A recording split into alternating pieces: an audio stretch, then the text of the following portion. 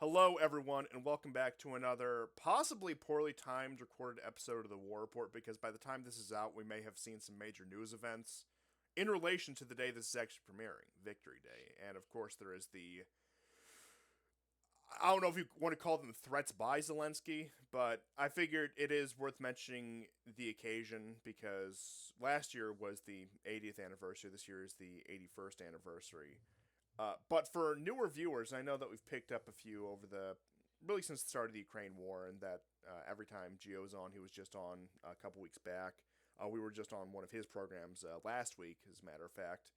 But we always get a trickle of new people who might not know, I guess, what you call the deep lore and your extensive ties to, I don't know, maybe certain countries on the Eurasian landmass.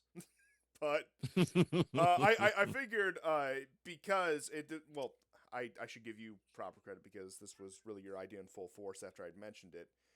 That you were going through some of your archives and you found some photos from the Yeah, time of Victory Day that you were actually in Russia. And yeah. what years did you say these were?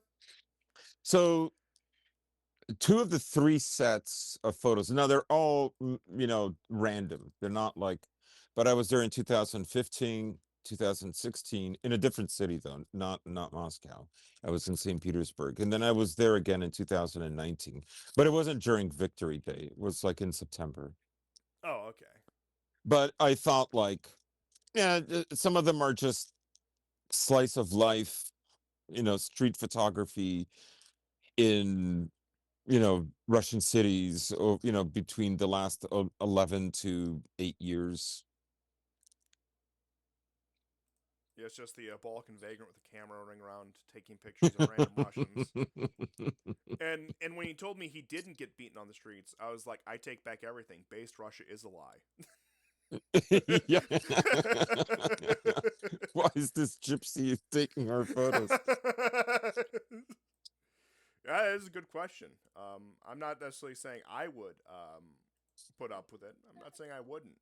Even though I don't know, you've seen me. I have little room to speak when it comes to, let's just say, phenotypical ambiguity. I would probably get worse treatment, but that's neither here nor there.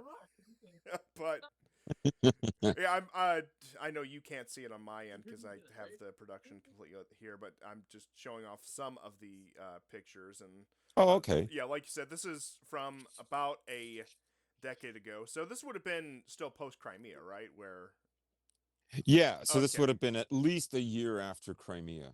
so I don't mention that just as like a trivial fact, but I do think it does show sort of the shift in some of the things where it's the real divergent point, in my opinion, of the West and post-Soviet Russia society when that battle line was figuratively and in some cases literally drawn in 2014, which I don't think is controversial to say at all. Yeah. But I do think it is interesting, and obviously it's going to be a very narrow statement, and this is just a small selection of your personal photos, so it doesn't represent the entire country. But just compare down to street photography from 2014, 15, 16 America. I think the contrast is quite stark, and that's not even getting into today. Hmm. So Like I say, not all the photos are.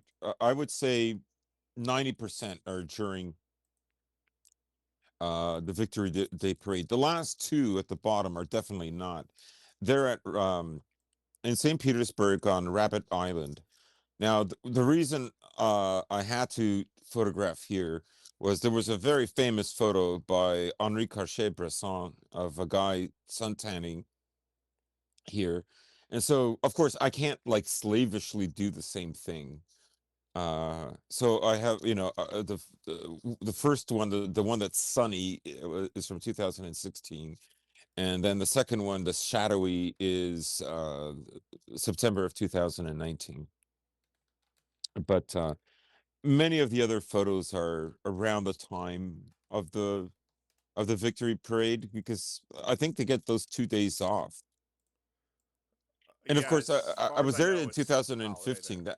So that was like there's the 70th anniversary, and the one that's every 10 years is always like the biggest, then they scale it back a little bit. Yeah, which has been quite funny in recent contexts because, and I'm jumping ahead of myself here because you mentioned in Iowa they're talking about how small the foreign delegations are this year, ignoring that last year was the 80th anniversary, and that Yeah. on the off years, it's always a much Yeah. smaller occasion. And especially since 2022, just with the tensions in the region.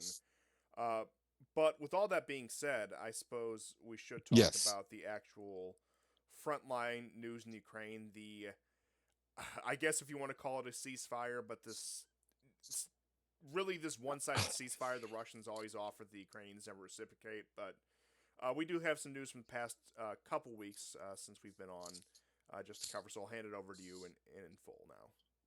Yeah. I mean, did you want me to start with the frontline news or? Yeah, go ahead with Frontline, and I'll Okay. jump in with relevant information as So needed. let's start from the southwest, where the Ukrainians have had a lot of success.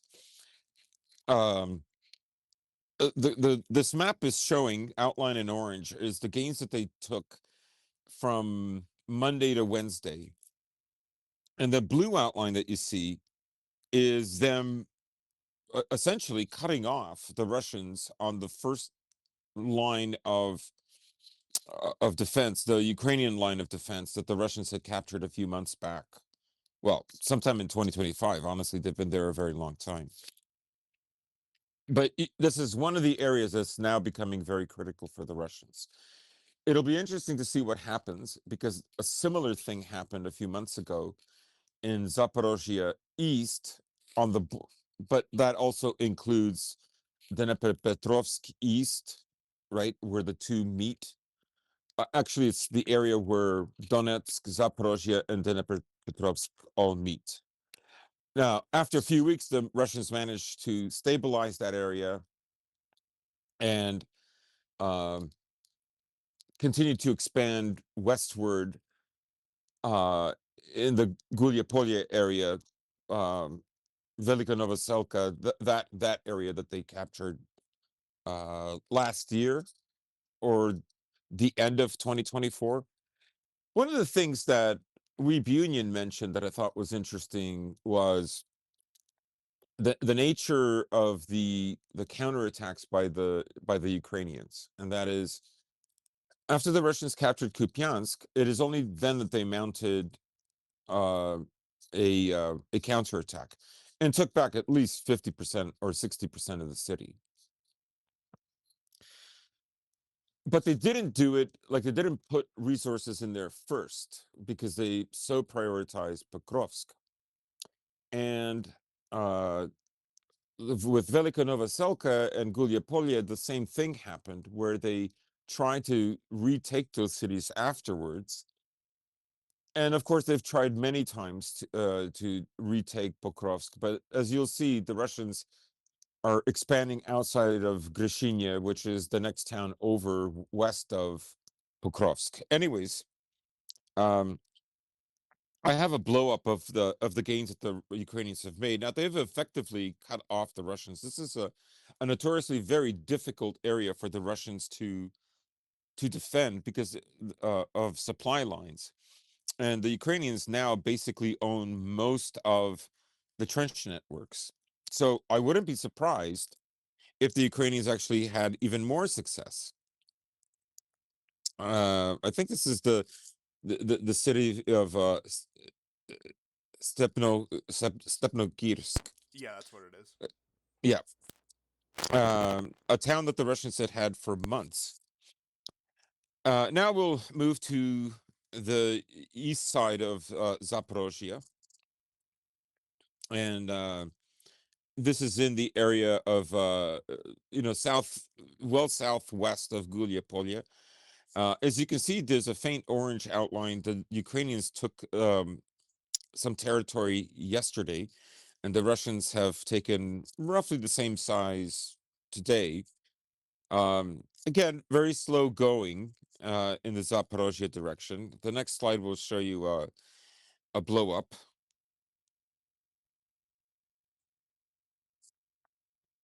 And to the north of this area, there's another place where they've taken, some territory. They're infringing on one of the towns, But let's move to Pokrovsk because that's where there's been more uh, greater change in territory or swapping of territory. So you can see those black outlines. Those are the territories that the Russians took on Wednesday. Sorry, on Thursday. No, it was Wednesday. Wednesday or Thursday, and the red outlines are what they took today. So Friday, May the 8th. And you can see that they're creating a buffer around Grishina. To put it into perspective, the next slide will show you where Grishina is with respect to Pokrovsk. It's I've outlined the general area of Pokrovsk. Pokrovsk is a little bit further south from there. I've circled more of Mirnograd, which is its twin city. And then we move into an area in between Pokrovsk and Konstantinovka. The Russians have made some gains here. It's actually closer to Konstantinovka. This is an area north of Pokrovsk, northeast. The blow up that you're going to see next with the arrow pointing right and down, that's one of the highways that the Russians want to get, and which would relieve them, the soldiers that are in Konstantinovka now, because the Russians have actually expanded control within Konstantinovka now. Now, the Ukrainians are giving a very stiff fight there. So, this is why the Russians are now moving towards a tactic of encirclement. And one of the areas where there have been some breakthroughs, before we go any further, go to the next slide. And you'll see the black outlines that the Russians captured, I believe, on Wednesday or Thursday. And you can see there's a spit, a very thin, then widening salient that the Russians have into the east central area of Konstantinovka. One of the arrows is close to it, and you can see the black outline, meaning that the black outline, that's more recent. The area that they now have control over in Konstantinovka goes back at least 5 days now. Finally, another blow up. They have finally managed to get closer to Konstantinovka from the east by capturing some of the trench network. Now, one of the other channels, and I appreciate this about Weeb Union, is he's very conservative. While other channels will make all kinds of claims, it's usually true, but not always, but usually true, he'll hold off. And I kind of appreciate that, because you don't know what's going to happen the next day. Is there going to be a counterattack? Instead of like minute to minute. And I think it becomes extremely boring. Um, I know this segment that I do is really just to allow people to get ready for the headlines of the show. I have no illusions We about do this. this to pad out the show so we can say a bunch of controversial stuff after the hour mark. Yes, yes. Yeah, That's the entire grift exposed. The bottom of the show. multi-purpose. Yeah, I mean Syria. Look, we did a lot of Syria coverage. The Syrian war was never able to do that for us, Yes. which is So why Assad fell. yes, yes. So this is another bird's eye view. We've expanded outward of the Konstantinovka area. Now, the circle that you see with the arrow, okay, the Russians captured Chasov Yar in 2024. However, they've had a very difficult time moving forward. And the reason I'm bringing this up is because if you look at this oval shape, in the bottom left-hand corner, that's the area where the Russians have taken territory. But the area that's encircled, that area is highlands. The the other side of Konstantinovka on the west side is also highlands. And that's another reason why the Russians will probably use those to encircle more of Konstantinovka. And then now finally we get into the Sumy Bryansk area. Um, this is kind of further north. Some of it, anyways, is further north of where the action has been going on. Um, but the Russians are still insisting on opening up this, pushing the border back. I think a lot of this, honestly, is there to draw Ukrainian troops away from Donetsk. That's what I think this is for. Yes, because I think if there were a Sumy offensive, so to speak, in full force, it would, number one, obviously be much larger, and you would also probably be looking at more designs directly on getting back to the gates of Kiev itself. Not even necessarily a battle for the city, but if we're talking about any serious strategic value of Sumy beyond a distraction, it's because it is that last stop on the road to Kiev, which at least at this point I don't see happening. The focus of the war, I I think, don't is either. on the south and the Black Sea coast. In that there's any grand prize at the end of it, so to speak, it's going to be Odessa. And I'm not saying Yes. that's a guarantee, but I'm saying if such a scenario were to occur, it would probably be in that direction. And I just think the nature of not just this war, but all future wars is with the advent of drones is such that it's virtually impossible um, to have big offensives. It's not just the fact that both sides have had to switch to motorcycles, quad cars, just traveling on foot uh, in order to reach their destinations, slow infiltration, et cetera, et cetera. Um, 2022 was really the last year that you could mount something like that. Maybe you could have done it in 2023, maybe, with heavy costs. But But both sides have suffered mass casualty events because in order to do one of these kinds of attacks, you need to mass a lot of troops. yes, unless you were to hypothetically EMP your enemy or Yeah, something like that. Point being is you would have to do something or have to have the conditions where ISR is completely one sided, including just down to FPV drones. yeah.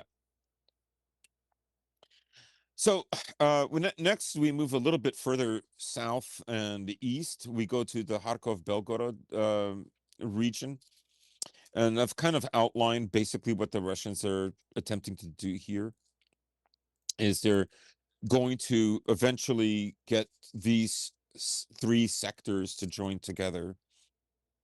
Um,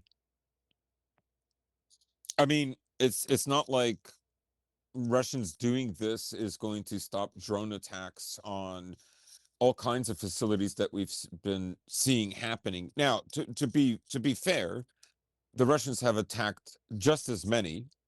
It depends which news you watch. So yes, in Sevastopol, in Perm recently, in even in Chechnya today, there was an attack. Um, and a lot of this is oil facilities. But of course, Bloomberg had another report this week where profits for the Russians are way up. And now, of course, they have to fix these areas. Tuape was attacked 4 times in 10 days, which is unheard of. Now, originally, it only had like one or two air defense systems there. I think one of them might have been a Panzer, but I didn't know this until I was watching the Duran a few days ago that this was an area where the Russians and the Americans were working out some kind of a deal. And so the Russians assumed that the Ukrainians would never attack it.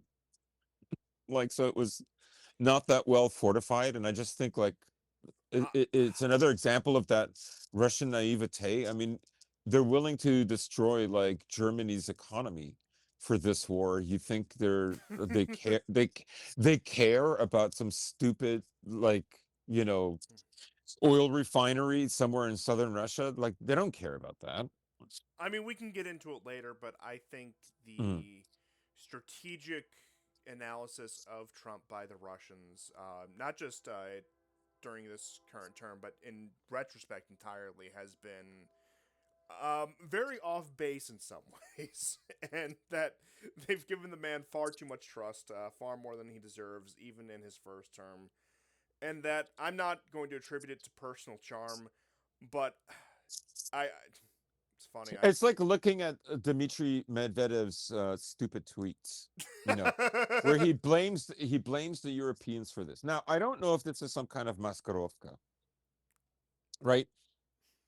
But some people might argue that the reason they're doing that is because they want to, when this war wraps up, they want some kind of lucrative deal with the U.S. Maybe.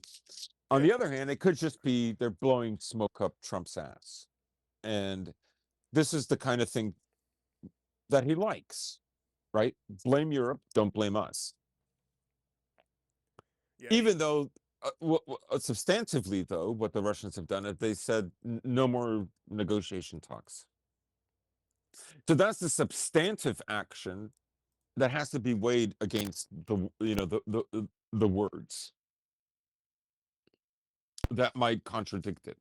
But yes, which is you long you have to overdue. go with the action rather than the words. That is true, and I think that when Medvedev does go on these tirades against the Europeans, some of it does play just to, I'm not going to say popular opinion, but a segment of Russian society that does carry that anti-European animus, not without reason. Don't get me wrong, Yes. but it does And this suggest. war made it worse. It wasn't there when I was there. Like, I've visited Russia 4 times, sometimes for long periods, and I never got that. I never got this hatred for the West, and I met all sorts of people. Yeah, people much younger than me, people my age, so, not that many my age, but also people older than me, and I never got that there was an animus about the West or about Americans for that matter. Um, but I am sure that this war has changed things. Yes, I can only speak as an outsider looking in. You have far more insight in that regard, but I will say, based on what I've observed, just speaking to Russians inside of Russia, outside of Russia, that these attitudes are a result of the post 2022 world, and that Medvedev plays a lot on that. And I think the Europeans are a particularly easy target because they are so servile to the Americans, and that Yes. when you have Macron and Mertz and Kaya Kallas of all people getting up there and running their mouths, they're easy punching bags. And you'll notice that even during the Biden administration, they didn't really touch anything with that, but there was the understanding that, well, yeah, this is an American coordinated war. But I just think that the Europeans do lend themselves to being punching bags. But insofar as negotiations with the U.S. or lack thereof, and deals or lack thereof, a lot of that goes down to that. It does look like Putin, for whatever reason, through Medvedev, through particularly Dmitriev, who you don't hear that much from these days, but is still an active figure, does see some sort of, I don't even know if I would call it an off ramp with the U.S., but some avenue of understanding where they think they can negotiate a deal. They think they can negotiate their sphere of influence, but we've seen what's happened since Trump came back into office. That's not even getting into the disaster that were the Biden years. That so far, we had the Venezuela operation, which love or hate Venezuela, it set some precedents. Let's just put it that way.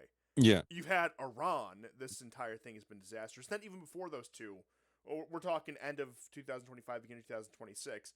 You have the Valdai assassination attempt, which Trump was at least the bait for, if not an active participant in. Yeah, that's another thing that the Western media has made a lot of hay about. Oh, Putin is scared. He's living in a bunker. Oh I yeah, mean, we, a we coup we've any heard day this. now. Yeah, yeah, yeah, yeah. Any day, yeah, yeah. And they like the guy that they think is going to do the coup is Shoigu. They Like, found Prigozhin. They brought him back. Shoigu is like goes fishing with Putin in the Altai Mountains. Like, it's not going to be Shoigu. If I mean, there's no chance of it happening anyways, but it's not going to be Shoigu. I can guarantee you that. Um, No, they just heard he was the but defense ever since minister. the Valdai incident, where Trump like literally is about to get off the phone with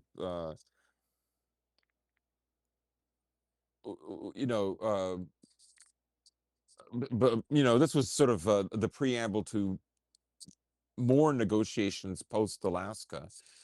And he says, don't get off the phone just yet. I'm going to phone Zelensky. And then that's when the drones were flown towards his residence.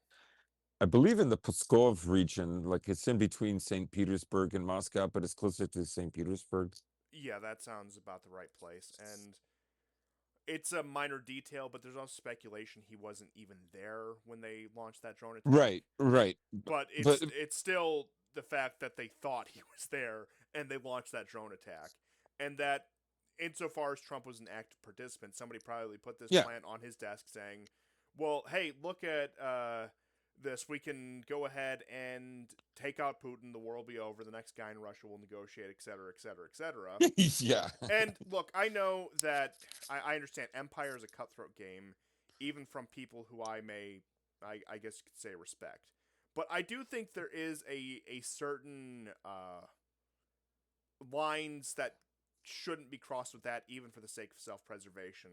And I think the fact that Putin and Trump had met multiple times with two explicit summits, both Helsinki and Alaska, and Trump having any sort of participation in a direct assassination attempt, if we're to believe this story, how it plays out, which looking at the details, I'm willing to believe that he had some role in this and that he wasn't just some yeah, unwitting patsy. It that is not somebody you can trust. Like I said, there are ruthless, there are cutthroat people, there are absolute psychopaths who operate in the world stage. But point being is, there's a certain level they won't cross, even for their own reputation. And Trump crossed that line with this Valdai incident. I know we're relitigating old news here, but I think it goes to show just the futility of the Russian approach towards the Americans vis-a-vis Ukraine. yeah. There's that, but I want to, and I'm glad you brought it up because there was an article.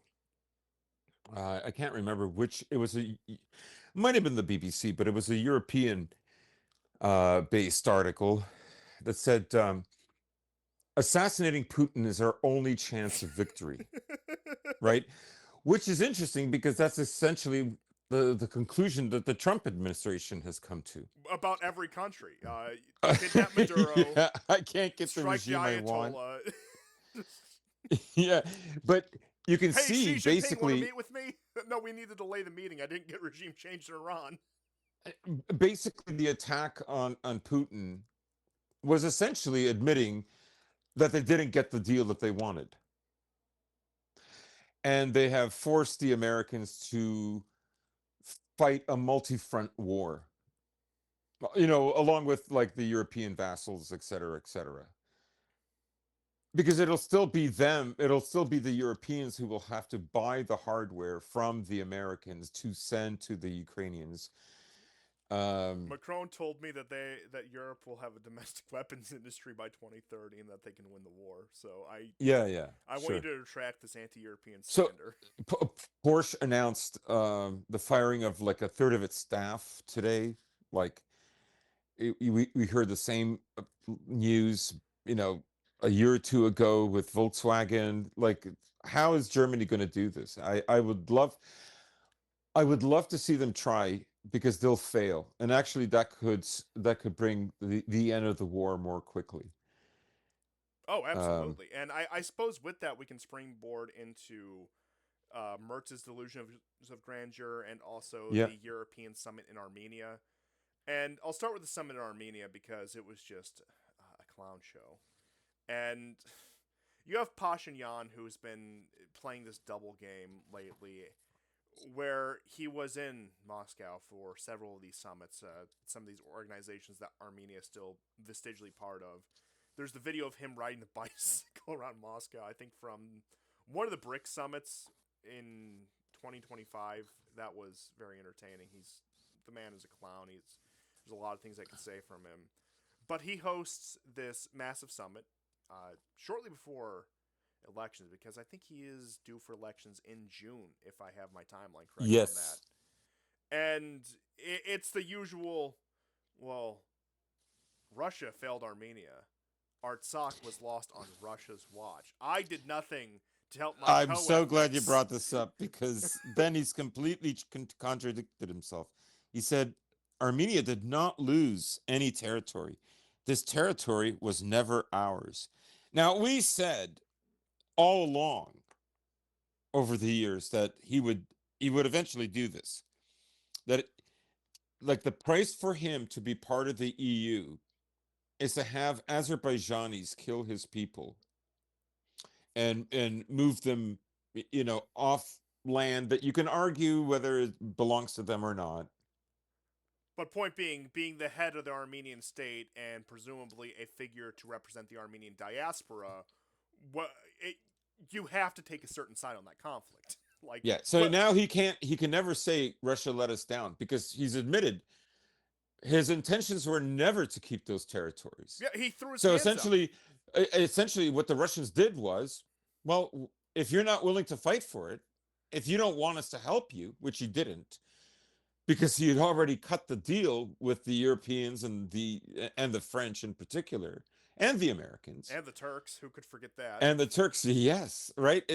He already made that deal. He already made that agreement. And not only did he The snub Artsakh, he snubbed Russia and also Iran. And you could say Iran was probably even more adamant about getting involved than the Yes, Russians were. yes, and so it was.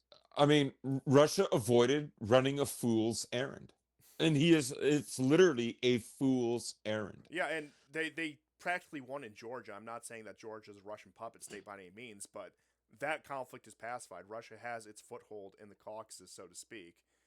The Abkhazia and Ossetian issue is still unresolved. Georgia's not going to be joining NATO, and that's the one that directly borders it. Armenia, it's a small loss, all things considered.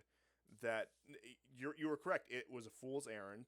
They were not going to do this, and at that point, why bother? It's because But if if you people say, like if people listen to our shows that we did in like 2022, 2023, go back to 2020 when the conflict really 2020, erupted. like we were already saying uh that Pashinyan was derailing his own ability, his country's own ability to defend itself. Now, of course, the Turks and the Azerbaijanis, through the Turks, gained all this drone knowledge. They were really ahead of the curve when it came to this tactic in modern warfare. Lessons Turkey learned from Syria that Russia offered to share with Armenia that Armenia refused. Right. And so Armenia brought this on, but of course, we also mentioned over the years that he got rid of his generals. They were all replaced, right? And he did that intentionally. In any case, the sad thing is Armenia's economy, which has never been great, over the last 2 years, has actually been doing better. And primarily because trade with Russia actually increased. And now all of that will have to go. And And we'll see what happens. We'll see what happens to this little landlocked country. it's a nation floundering, and I should mention the worst betrayal of Pashinyan out of all of it is holding up the entry of these people who got kicked out of Artsakh at the Armenian border because he knows that come next election, come whatever political crisis, these people will destroy him. Because Yeah. they were You can fool the diaspora, you can fool non-Armenians in the West, but you can't fool those people. no, that is like a scenario where Putin hands over Donbass no contest and then has to deal with the consequences of these ethnic Russians that are left. Worse yet, this is like handing over Crimea no contest and then having to deal with the entire Crimean population trying to escape to Russia. Yeah. Like it's a political death sentence. It's just not going. But yeah, they host this massive summit here, NATO expansion, whatever. Sell more of your country to the Turks, sell more of your country to these areas. Help us get that Central Asian corridor. And you know what? Your country might not exist on the map in 100 years' time, but at least you got back at the Russians, who really look. Yes, there's history there, but all things considered, not that outstanding of a history of hostility between the two nations. Yeah. And I hesitate to say any empire acts out of charity, but once again, I think compared to the history of the regions, the Russians were pretty benevolent rulers, all things considered. But I'm not here to relitigate every point of history right now. And with all of that, Europe flailing decides, well, if we can get one foothold in the most irrelevant Caucasian nation, and I don't say that to disrespect Armenia as an ethnos, I think they're quite a remarkable people, but looking at their strategic situation right now compared to the Georgians and the Azeris, they're a small landlocked country with really nothing to offer. If we're talking about countries like pieces on a chessboard, it's negligible. And Europe lauds themselves for stealing it from the Russian camp, which I think is really, in a long way, a cope about once again losing Georgia because that they Yeah. had every element they needed there. That project was completely derailed. They tried to do the color revolution again after Georgian Dream won, and this was I think 2023. That failed, and now relations I'm not going to say are normalized, but are stable between Russia and Georgia, and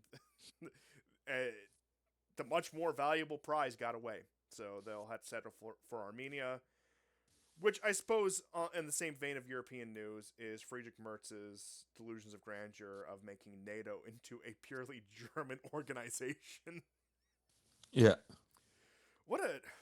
And look, I don't throw around this word lightly. What a deranged individual. I don't mean that on an ideological sense, but just him personally. He. Every time I look at him, this is just a skeeving rat. That's all I see. Uh, Yeah, yeah, yeah. it's it's amazing. Him and Schultz. He makes me miss Schultz, and Schultz made me miss Merkel.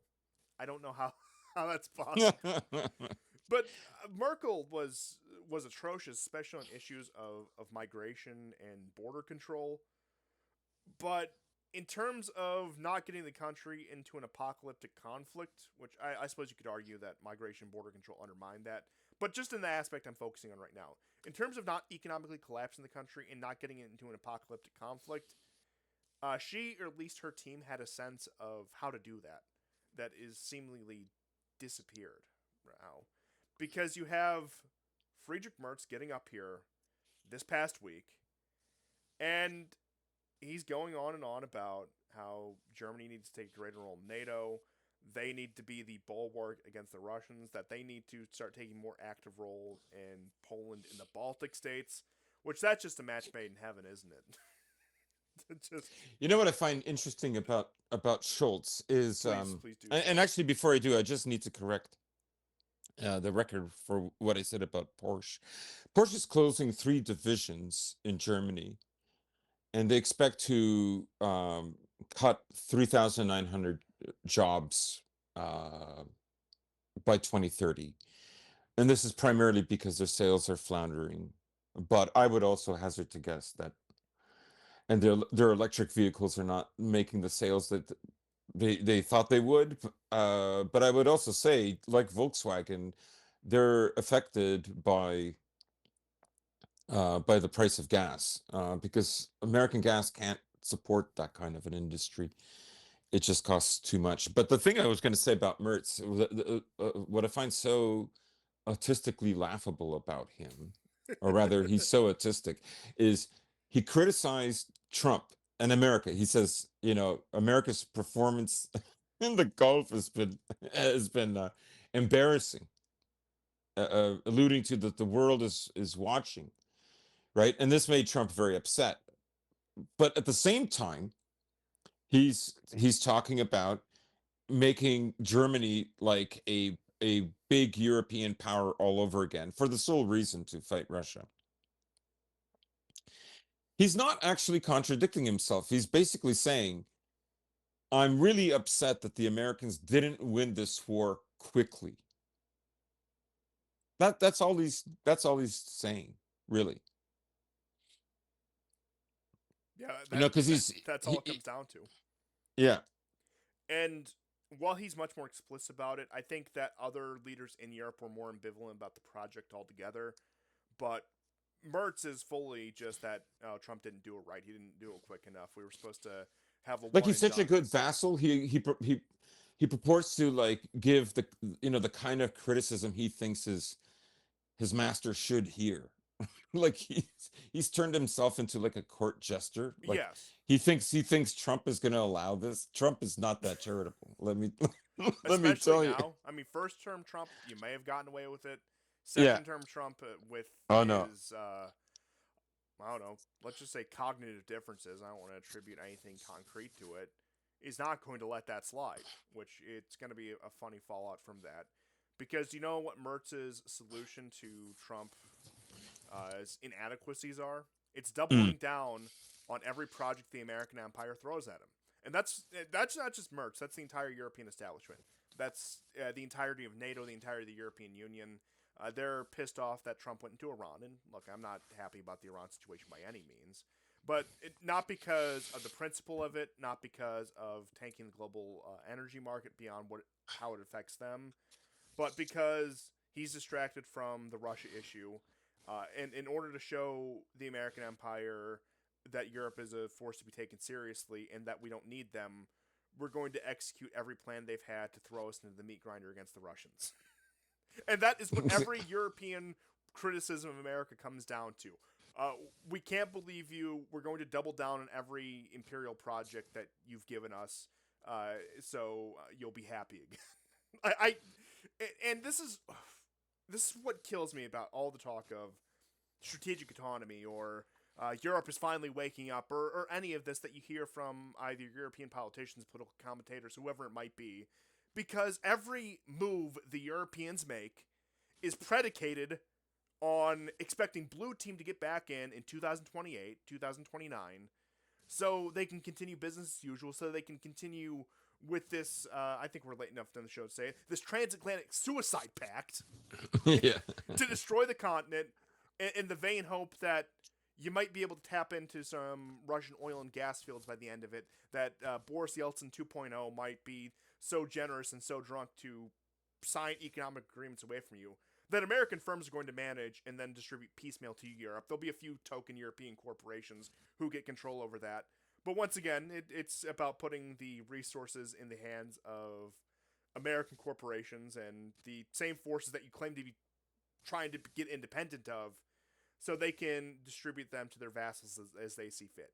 Same thing with Iran. And look, I understand that, especially in the case of Iran, there are other interests, namely the Zionist interests, that go beyond just raw resource extraction. But it boils down to the same thing.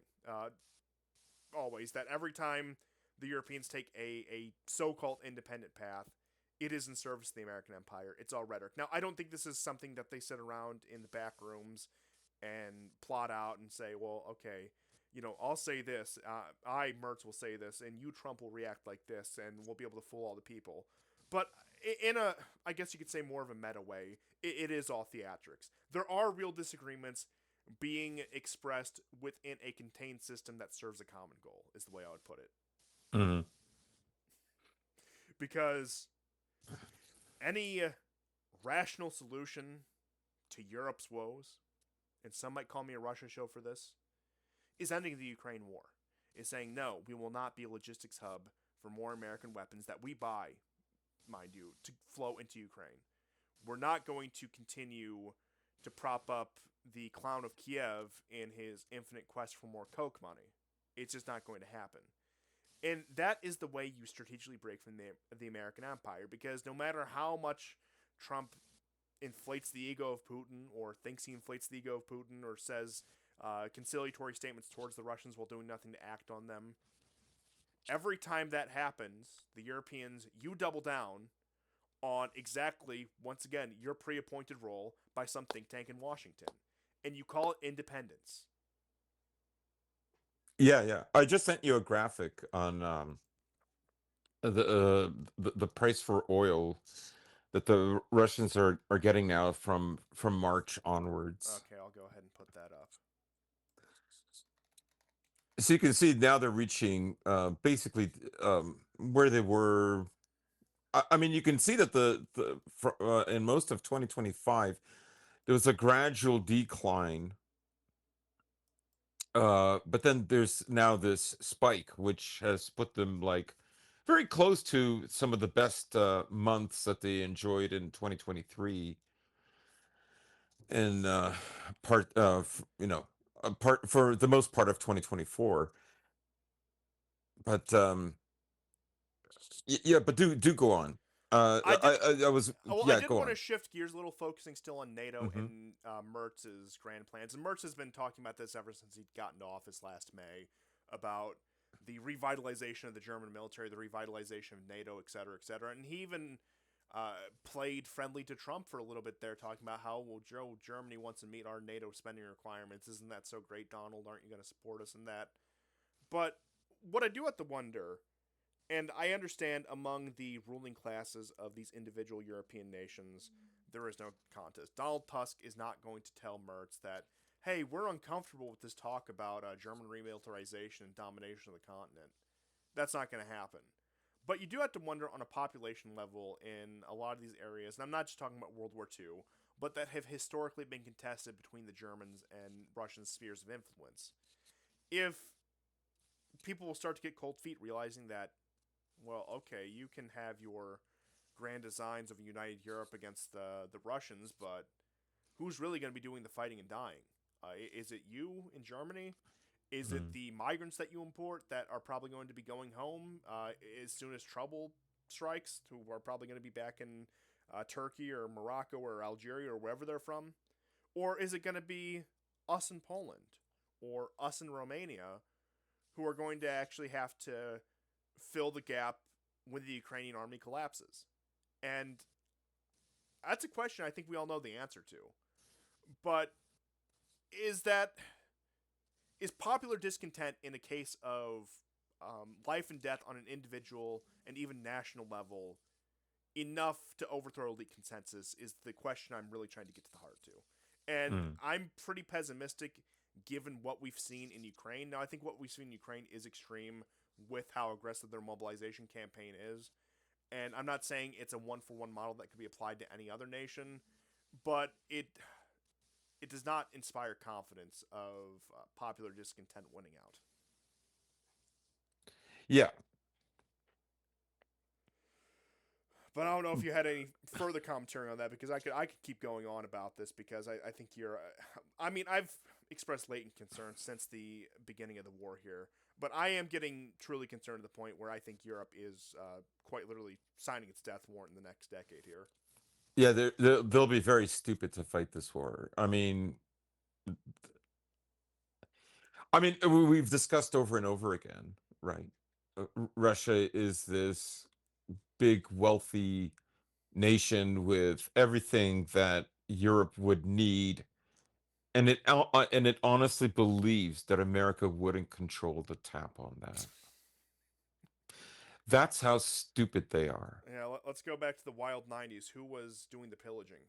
I mean, I'm sure Europeans were involved in that, but let's look at the main agents and all of that. Yeah. It was it was Bill Clinton. It was his buddies. It was the American corporations who were pillaging Russia. Yeah, like I said, the Europeans got some token benefit from it, but it wasn't Europe as a whole, Europe as a continent, benefiting from the collapse of the Soviet Union and the chaos that ensued. It Hmm. was bankers in Wall Street. It was the think tanks in Washington. Maybe London to a lesser extent. City London is still very powerful, but is a shell of its former self. I think that is very important state. And then, yeah, a few other cosmopolitan areas within continental Europe.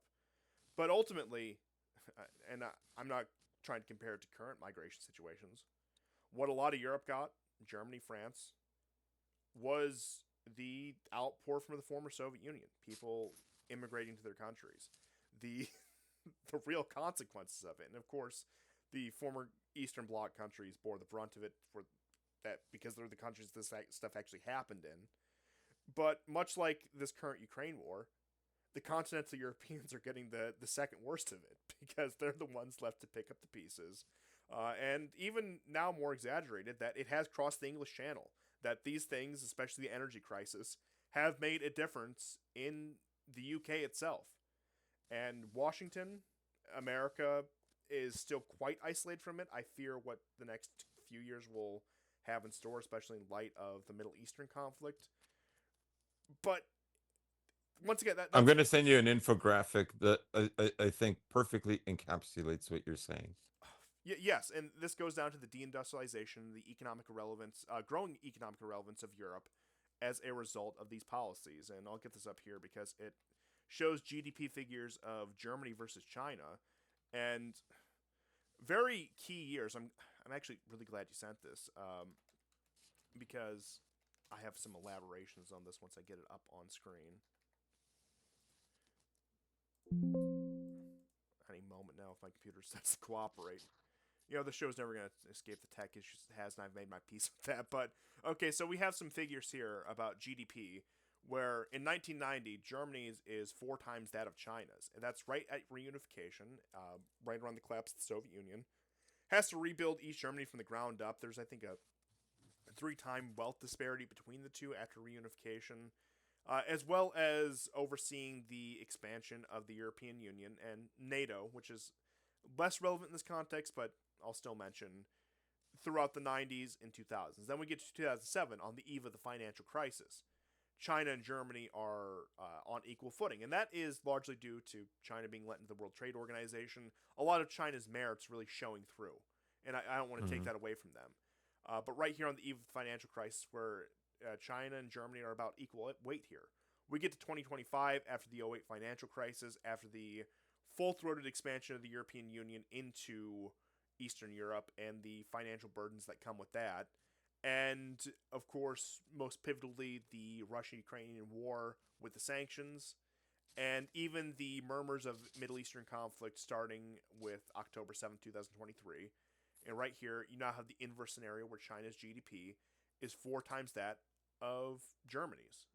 And while, like I said, a lot of that has to do with China's own successes, it also has to do a lot with Germany, and by extension, the European Union's failure to stay competitive in a world where they were, and I think it's very important to mention, where they were roped into certain geopolitical projects. Europe itself is not sovereign.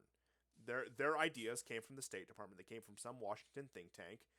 And look, I can sympathize as far as that's concerned. But at a certain point, you have to realize, okay, if they keep shoveling this mud on you, how much more are you going to take? How much more are you going to tolerate?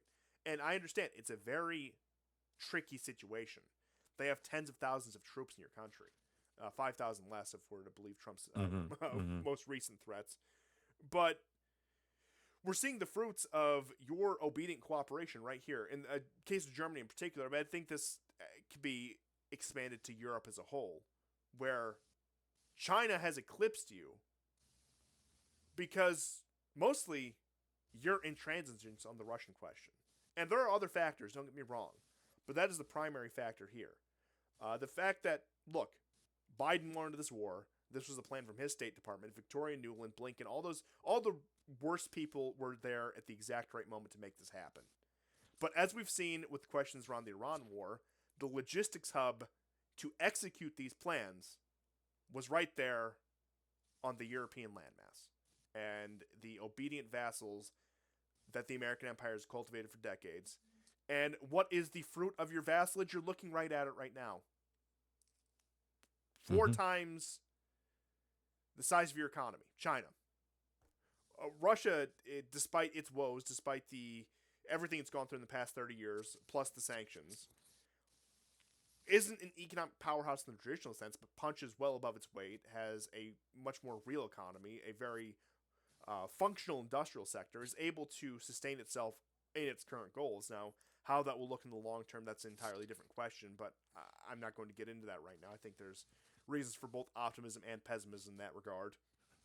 But point being is, this is the ruination of Europe, primarily at the hands of the American Empire, primarily at the hands of Wall Street bankers and the Washington elite and the think tanks and all your favorite people, but also the obedient collaboration of people like Olaf Scholz and Friedrich Merz and Emmanuel Macron, Ursula von der Leyen, Kaya Kallas, Joseph Borrell. Am I missing anyone? I'm sure I'm missing a lot of people, but I think those are the figures who should be able to help you paint a picture of what I'm talking about.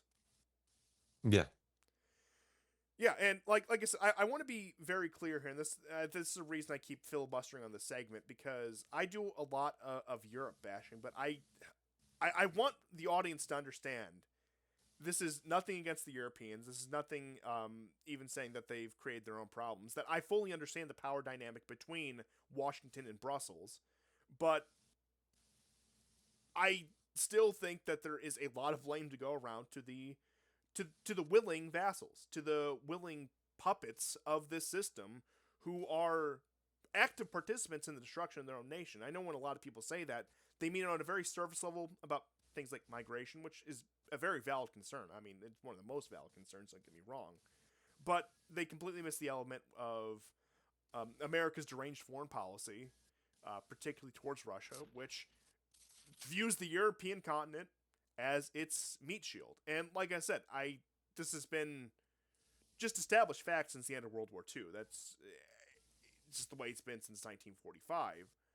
But since the outbreak of the Russia-Ukraine war, and since Russia has really started winning beyond any reasonable doubt, when people can stop really coping about, oh, Ukraine is actually secretly winning if you look at it this way, well, the more evident it becomes that Russia's winning, the more aggressive the Europeans are pushed into being, and that they've internalized the commands of their oppressors in a really particular way, where they're, if we're to believe them, rearming for this war. Yeah. That is their demise. If Ukraine was winning, right? Well, even if you suppose that all Germany's really doing is building up a deterrence, right? In order, like this would be the, the stupidest gay-op in history, right? So they know Russia has no intentions about expanding this war anywhere. They know that the only way something like that could ever happen is if the West provoked it, right? They know Russia can't do it, doesn't want to do it, right? Exactly. Um, And in which case, now you're getting rhetoric that we need to cut your social services and infrastructure spending in order to counter an existential threat that we made up. So your quality of life has to get demonstrably worse for us to yes, pursue this dubious goal. yeah, it's ridiculous. So you're supposed, yeah, exactly. They they're doing it obviously because they feel like they have to do it.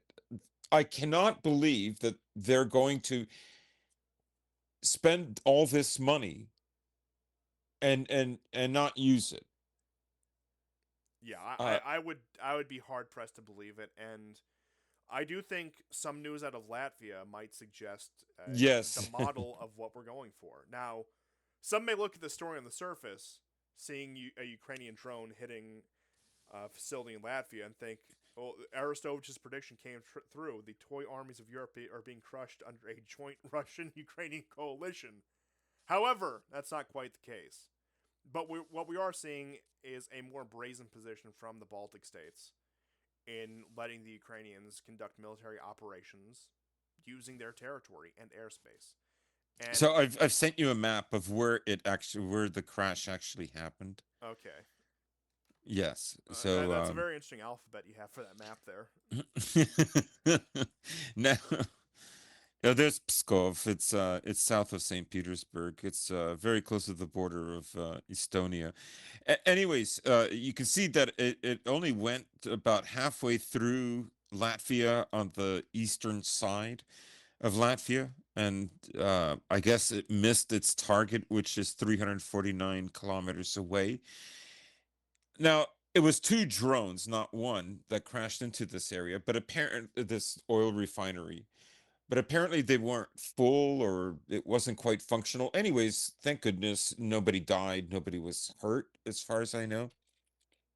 And there's no, I wouldn't say there's any great ecological damage. I'm showing, obviously, based on the videos that I saw, there was some damage, but not a heck of a lot. So it's a nothing burger, but it could have been worse. And there's debate about how this happened. Did the Russians use some kind of electronic warfare to put it to steer it off course? To was it something else? We don't know. And of course, one of the things that many of us are theorizing is these drones.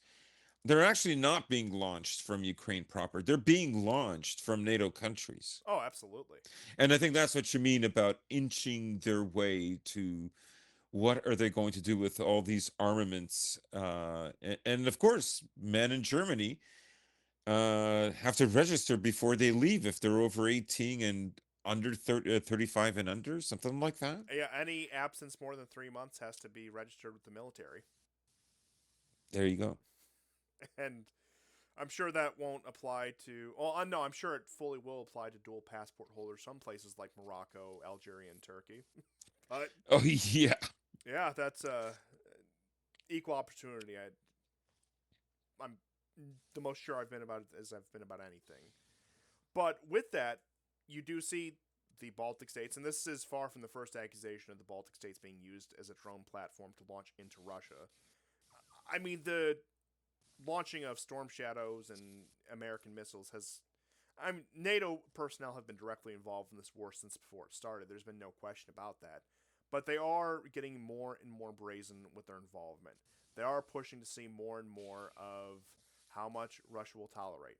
How can we provoke the Russians into crossing that red line? They want the Russians to, I don't know, strike Yes. a facility in Latvia or Poland or Romania or wherever else. It is a game of constant provocation. And some might say, based on the Iran example, they should just do it. I'm not one of those people who say that because the consequences of that are, frankly, catastrophic. That Hmm. and there's no look. I don't want to see Russia harassed by drones as much as really anyone else who isn't a psychopath about this war. But I understand that the damage these drones do is it's negligible compared to Russia's wider war effort and its strategy here. That striking some drone launching platform in Latvia that NATO might be using is not going to help them take Odessa in some hypothetical scenario. It's not going to help them end the Ukraine war. And it is just a pointless distraction, and that they're trying to get Russia to take the bait. They've been trying to get Russia to take the bait for a number of years now, and they would love nothing more than all those troops that are garrisoned in Belarus to be put to use in some useless conflict in the Baltics or Poland, showing how much they care about both the Baltic peoples and the Poles. You're as good as cannon fodder to them. And for the Western Europeans, don't think that doesn't apply to you after the manpower in those countries is exhausted. It certainly does.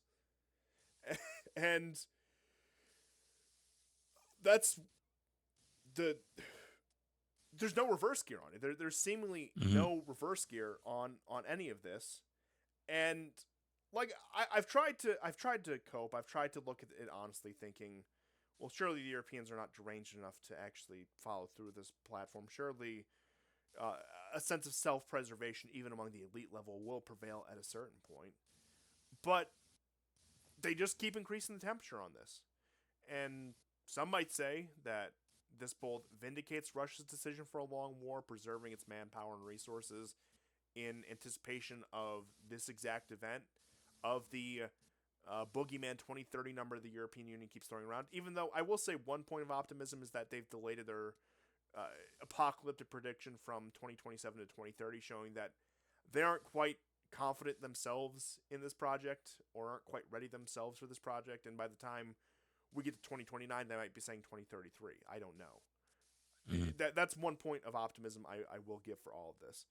But I I am talking in circles here, but it's getting to my point that I am profoundly concerned that we are looking at another major power war, great power war in Europe within the next decade.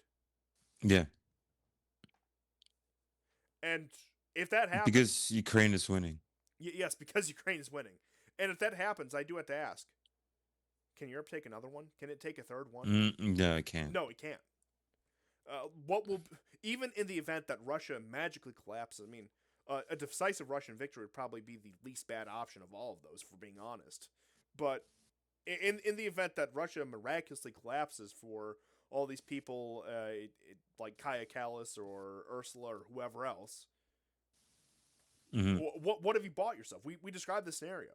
You bought yourself the mercy of, I don't know, Shell and ExxonMobil deciding how to divvy up Russian energy resources to your country. Yeah, I mean, like I say, Ukraine can, Ukraine, Europe cannot, particularly Western Europe, cannot have independence until it has like a proper working relationship with Russia. Even just detente, even just an understanding that Russia is a great Yeah, power on our continent. I'm not. I'm sorry that will hurt America. I'm sorry America doesn't like competitors. But that's I'm sorry, all of Perfidious Albion is having a heart attack right now. That's the unimaginable scenario, but it's either that or continue flailing into a spiral of self destruction that you're in right now. It's but the idiocy of believing that like America destroyed Nord Stream 2, which was still not operating. It could have been left inoperable. Germany, I mean, the remember that two of its turbines that are used to pump the gas had gone to Canada for repairs, right? It wasn't operable for weeks, right? And Nord Stream 2 wasn't at all, right? It could have just been left that way, but they just couldn't deal with it. It shows you that the Americans didn't trust the Europeans. are you telling me that the nation that practically treats Mackinder like scripture is not Yeah. going to allow inter-European cooperation? Yeah, like I say, America is not interested in Europe being prosperous, like even as like a competitor to a degree. No, and that's what the only reason the European Union was ever able to form was under those auspices. It was Yes. never about a unity in Europe. They finally said to the Germans, "You can run Europe because you've been subjugated enough to us. We finally trust you. You know, we can outsource a little bit of management. We don't think you're going to cause any trouble." Which Hmm. I suppose to link this back to the last episode we did with Geo a couple weeks back, this all links back to what Alex Karp was saying in his 22-point manifesto about we can't be afraid to remilitarize Germany Oh yeah, yeah, yeah, because you yeah. want to burn down the European continent. That's why. This isn't about some sort of great respect for a quite remarkable European nation. I've never been to Germany. I hope to before this war breaks out, but I'm not optimistic. But that's what it gets down to when you get to, I don't know, somebody like Karp, who I will always remind people when I mention him takes credit for defeating the quote unquote far right in Europe. They're gonna fan the flames of this pseudo nationalism. They're gonna make you feel really good about certain parts of your history about, well, hey, maybe it's okay to be French, it's okay to be German, it's okay to be British, whatever, but only in the service of another continental war, not in service of actually preserving your nation and its culture and its legacy and its demographics. No, that's all far right. That's all Russian propaganda. What you need to do is you need to get in the trenches outside of Constantinople and hold the line. Hmm. Hmm. Hmm. And that's what it comes back to every time. And to touch on Karp's manifesto again, they're going to do the same thing with the Japanese. Now, I will admit, to my understanding, Japan has been a tougher nut to crack in terms of imposing ideology. That they are, all things considered, still quite conservative and ethnically conscious society. I've never been there. I don't know that much about the nation, its internal workings, so I can't speak to that. Somebody can correct me if I'm wrong. But I do have a feeling they're probably going to try to start doing the same thing among the Japanese as well, where it's really great. Japan has a wonderful history. You guys are a real remarkable force in the world. Now we need you to all participate in a cataclysmic war with China. But if you go any further than that, if you try to do anything to improve your own nation, you're a radical and you're going to be detained indefinitely. And that's the rhetoric they're going to run. Those aren't the.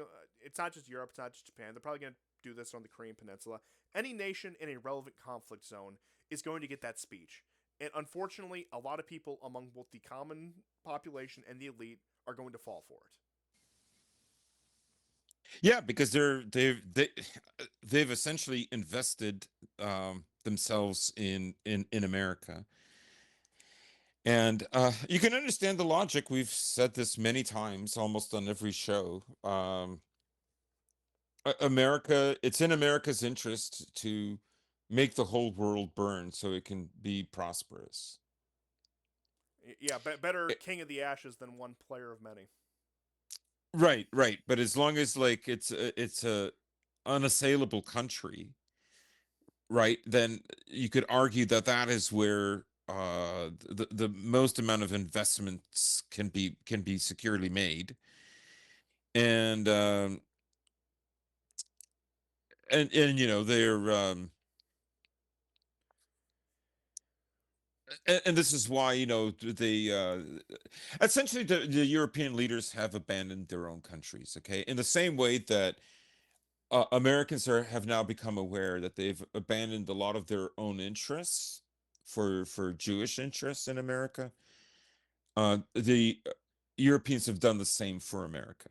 And I will say on that note, because I've just spent the past half hour or so talking at the Europeans, and I hope that any of you in Europe, feel free to respond how far on base, off base you think I am with that. But that's just generally how I see it from my both peripheral visits to Europe and knowledge of the continent and current affairs. But I will speak to North Americans. Americans and Canadians are people, ostensibly. But when you hear this rhetoric, some might think, even from a more isolationist standpoint, well, that doesn't sound too bad. Let the entire world burn itself down and we'll reap the profits. Well, number one, you're not going to see a penny of that. That's highly unlikely. Number two, there's a certain benefit to global stability even when your own power relative to the other powers is decreased, even when there is more power parity in the world. That when there isn't, say, constant flare ups in one of the most vital trade routes in the world that supplies 20% of the world energy, even if you aren't a hegemonic force, a world hegemonic force, it does benefit you to have some stability on the Eurasian landmass so trade and resources can flow freely. And some might say that's a materialist argument. It might be. But I just want to caution against that because a lot of people, even who probably understand a lot of the issues, might think, well, yeah, I don't care if the rest of the world burns down so long as we have Fortress North America. It's a tempting thought, I admit. But there are wider implications of the rest of the world burning down, and that the people who are really going to be secure in their position are not you, are not anyone you know. And if I can just give a timely example, look, America isn't going to have probably any real shortages of anything vital, but you're going to be paying $5 a gallon for gas. I, I don't want that. I hate doing that. I'm sure you don't want to do that. But yeah, that's what Fortress North America as the world burns looks like. And while certainly America does need to retreat, the empire does need to retract for the sake of what's left of the American ethnos, I should say. Uh, Making sure you burn every bridge as you retreat is just going to make it more painful for you. Mm-hmm. And that's all I'll say because, like I said, I just want to address some of the very sympathetic isolationist talking points I can feel. But even if you are full isolationist, which once again a position I sympathize with, it's better to isolate yourself in a semi-stable world than to destroy it and then retreat, which is the option that's being proposed by a lot of the Fortress North American people, seize Greenland, whatever else, and that's It's amazing it's not a how world I want to live people in. grasp it very quickly, right? Yeah, It's oh it's yeah. amazing.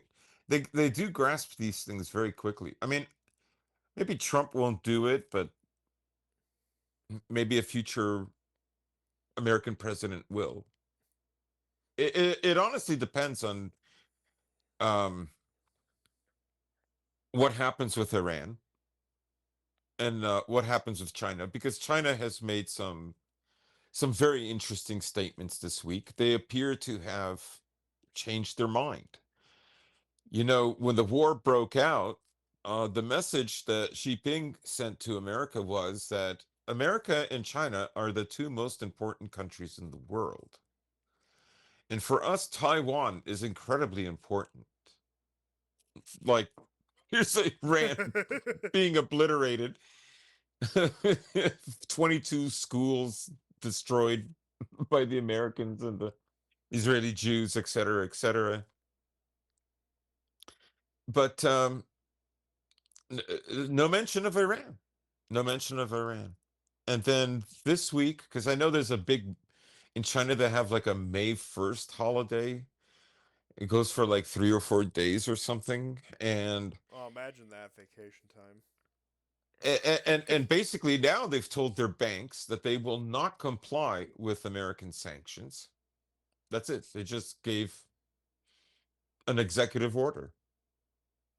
And they're busy actually I mean they've been doing it again, always pay more attention to actions than words. Always, especially in geopolitics, right? So I'm going to send you um just some images because the what has actually been happening is the Iranians and the Chinese have already been working on various routes to secure transit of oil and gas. Now, is it as effective as ships? No, right? Uh, it, it, Karg Island, which apparently refines 90% of Iran's oil, is leaking right now because, of course, the war has resumed to a lesser degree. The intensity is not what it was, let's say, in that last day of February and the Yes, first Epic three Theory weeks is of. over. What are they calling it now? It's some stupid name that they have for it now. They've declared a new It's literally operation. always a stupid name. Yeah. So so as you can see, there's this transit that is going through Iran, Turkmenistan, Uzbekistan, and I think maybe Kyrgyzstan, Kazakhstan, and then into China. I've seen other maps, but I saw maps like I don't know. It must have been like 2 weeks ago when we had Geo on the show. Here's another one I'm going to send you. Um, Remember that the Israelis destroyed one of their. The, remember the railroad part of the Belt and Road Initiative that was completed, Yes. and it was completed just before the U.S. and the Israelis attacked Iran. Well, the Israelis destroyed a part of it. Now that has been rebuilt. And as you can see here, so one line I showed you goes through Turkmenistan, Uzbekistan, skirts past, or it appeared to skirt past Tajikistan, but it goes into Kyrgyzstan, Kazakhstan, and into China. This one goes through Afghanistan. So you can see the Afghans now are part of this network, and Afghanistan and Iran actually have good relations, which they typically have not. And of course, it's also going through Tajikistan, but it's terminating, as you can see, through China into China. Um, Yes, and this doesn't even so get into the question of the Caspian Sea ports that can send it up north through yes, Central Asia and yes, Russia. yes. So it can you can bypass all of these countries, and it can still go into China via the Caspian Sea. And the Americans are not going to destroy Russian ships. I would say not in 2026. No, they'll send the The French day to might seize come them, but because I mean we're already in World War III, but I'll send you another map just so people understand.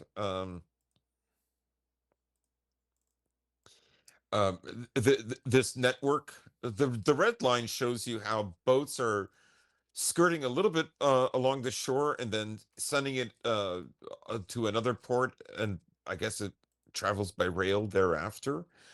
But you can see the blue line is another pathway that uses the rail system in Pakistan. So there are ways. There are at least three different ways. Now I read six different ways, but here is an example of at least three. Um, and of course, Saudi Arabia and some of these other countries, they're finding their way of avoiding all of this by their port in the Red Sea, but it's in the middle of the Red Sea. It's well north of Yemen. yes. So the Yemenis are probably not going to attack it, Well, it would be right? really funny if another ship got stuck in the Suez Canal right now. Yes. But to get to your ultimate point, to be serious just for a moment, it does show sort of the absurdity of the Anglo-American sea trade routes. And I'm not saying that they don't have their purpose. Clearly, the modern world is built on them for better or worse. But it shows that the Eurasian landmass is quite traversable in most circumstances, especially with modern technology.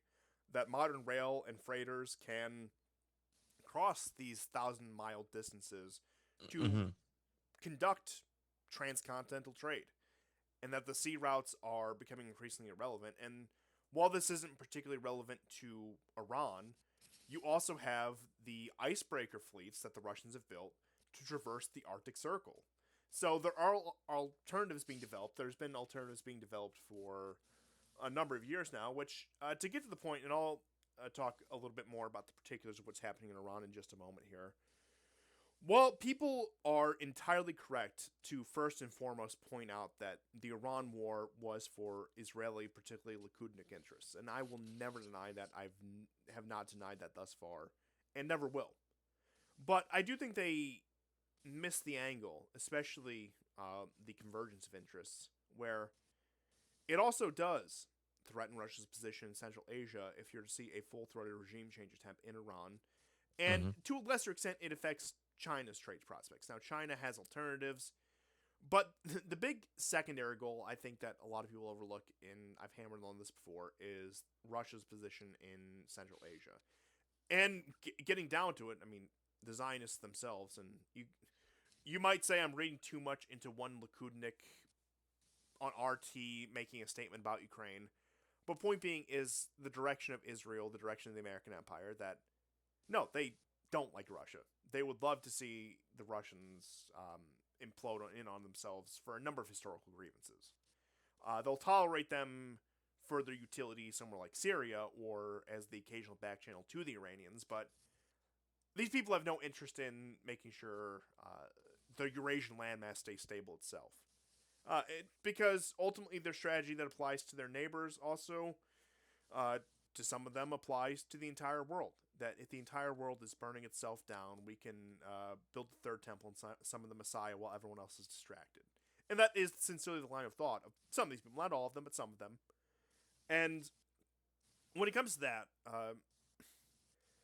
that is why I do worry about things not being over in Iran, in that even if we were to subjugate the Israeli interests, it's made itself into too vital of a hub in between Russia and China, in just that, I don't know if you want to call it brick system for lack of a better term, where it is going to be that perpetual target unless there is a coherent defensive structure built, and that it just so happens to align with the Zionist interest, which once again you have two of the most aggressive foreign policy lobbies in the United States, the Zionist lobby and the anti-Russia lobby, just in a perfect marriage of convenience on this one issue, which is why, even though I think there are material constraints that prevent certain drastic actions from being taken against Iran, it still does create just this looming sense of dread that they're going to keep pushing this issue. Right. Trump made more nuclear threats, not necessarily stating that America is going to do it. And that leaves the question open, like maybe Trump will allow Israel to do something like that. In the same way that Trump will, if the war worsens for Ukraine, Trump will blame Europe for it, right? Trump has already blamed Europe for the Strait of Hormuz, even though America didn't need the help from the Europeans, but they should have been there. Um, so that is worrying because, like, there were some people when the Ukrainian war broke out that said, this is going to blow over, and we said, no way, this is it. But a lot of people thought it would be like it would be over. It wouldn't matter who won, but that it wouldn't last long, and we said it would. And I don't like being right about. I don't like it when we're right about these things. No kidding, I right? want to be wrong about these things, but uh, I mean that's the problem with being on the more pessimistic side of things. You tend to be right. I hate it. Hmm. I hate every second of it. But getting back to the particulars of Iran, I think it's Operation Freedom. Which how many Operation Freedoms have we have that they announced in terms of their new operation when they broke the so-called ceasefire and starting bombing the Iranians again? What I think we're going to fall into, and I think this is starting to play out right now, is the Iraq model of the 1990s, where Hmm. it Hmm. is Hmm. the low intensity, years long bombing campaigns until the country is soft enough to actually collapse. Now, I've pointed out every time I bring this up that it is not a one for one to post Gulf War Iraq because Saddam Hussein at that point was completely isolated. Iraq had no real Yeah. allies of any sense. And people can complain about Russia and China not quote unquote doing enough for the Iranians or being fair weather friends or whatever. But the point being is there is a much more integrated support structure for Iran, even in light of this conflict, through Russia, China, and even some other nations as well, than Iraq could have ever had. And Hmm. Hmm. that does make it almost an immovable object versus an unstoppable force that the American empire is going to expend every last bit of its capability, its energy into cracking Iran in particular, while Iran has the benefit, both economic and militarily, of some sort of cooperation with Russia and China. And to repeat myself once again, we run into a scenario where, say, like in the Vietnam War, the Americans had a sober assessment of their scenario. They called the Russians and the Chinese. They're like, how can we get out of this with everyone saving face? And Hmm. that Hmm. worked in '73 up until South Vietnam fell, which South Vietnam fell. I mean, mostly because of Watergate and Congress investigating Nixon and just all of that being called into question. But point being is, Vietnam was on the path for, to use Nixon's term, peace with honor. And I don't want to simplify it that much, but point being is the Americans looked like they were going to get out without too much egg on their face. A little, but they would have negotiated a, I guess you could say, viable peace settlement. And one Hmm. might think that this the geopolitical circumstance, not necessarily the circumstance of how America's fighting the war, but the geostrategic circumstances of Iran and Vietnam are the same, where a rational actor in America can assess the situation, call the Russians, the Chinese, say, we'll take a little bit of egg on our face, we'll reorient, but yeah, okay, we kind of lost this one. Let's move on with this. But as it stands now, I don't see anyone even remotely close to the halls of power in America. And I'm not just talking elected officials, I'm talking just in general, the American empire, who is either capable or willing to do such a thing. Yeah.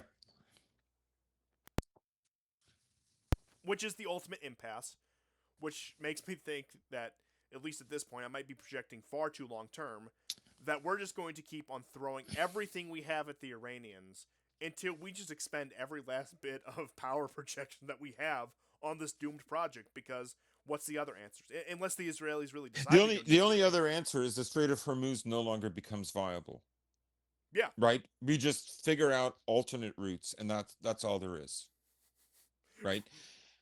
Which it kind of has been that for 2 months, right? Everybody's already working on alternative routes, and of course, you have the stock market playing games, Trump playing games to enrich his buddies by making the price fluctuate and then drop over the weekend, and it goes back up. Um, and I'll tell you a quick little anecdote. I was coming back one evening, and I was passing by this area not far from where I live, where there are three different gas stations. All like, well, two of them are next to each other on one side of the street, and the other one is on the other side. And there were cars barely able to avoid being on the road that were trying to buy gas at 10 p.m., right? Every single gas station was like, all three gas stations were like this. And the price of the gas was, I believe, 100 what a dollar 72.9. So a dollar 73. Now one of them was selling them for 171.9. Yeah, and So a that's per penny liter for the Americans out there. Which once you do the conversion rate, it's yeah, pretty. it's Let's say pretty high. I got gas in Canada one time. I didn't quite compute in my mind, and I realized what I had done. Right. So just to put this in perspective, my brother and I last year in the summer near the end, we had driven out of town and we are coming back, and I saw the price for gas was like, honestly, $1.05. So almost 70 cents cheaper. My brother swore, he goes, it was like 99.9. It was like a dollar. It was literally 72, 73 cents cheaper per liter. All right. And of course there was mayhem, whatever, but we filled up.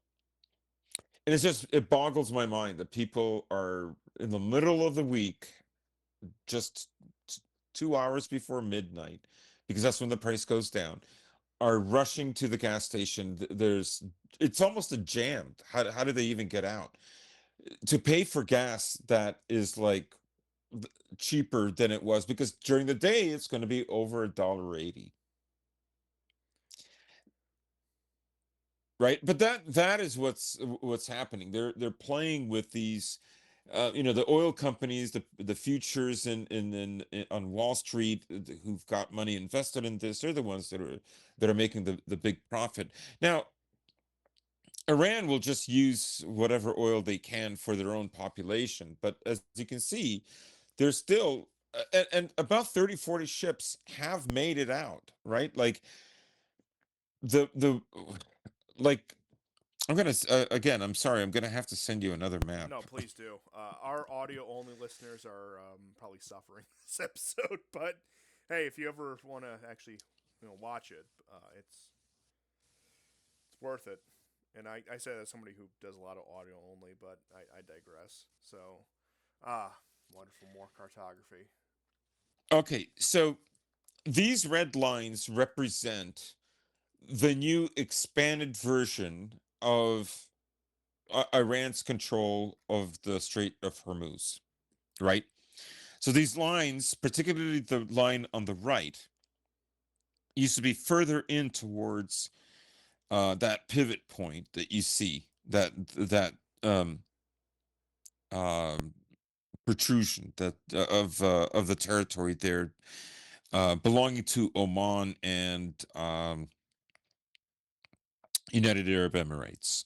Right, so it got expanded. Now there was another incursion by three American ships. Trump. Well, we went in there, we escorted the ships, and we blew the Iranians out of the water. Like, no, those ships actually left because a few days earlier there were two ships that tried to do that, and that's why this is expanded. Now, the other thing that but before I get carried away, so if you're looking at the line on the to the right of that isthmus, um, the Americans are at least another 150, 200 kilometers further out, right, where it gets wider. They have 16 ships, right? And it's not going to be, you can't stop all of them, right? And of course Trump is very upset because these ships are paying not just the $2 million per transit, they're paying it in yuan, not in American dollars, right? And that is what has got him so frustrated. Now the next graphic I'm going to send you is, there was an attack on Fujiara, which is a UAE port. You can see how Oman is split into two parts. I mean, for people that don't know, United Arab Emirates was part of Oman, and then it became a cutout in 1973, which is the same year that Oman made slavery legal.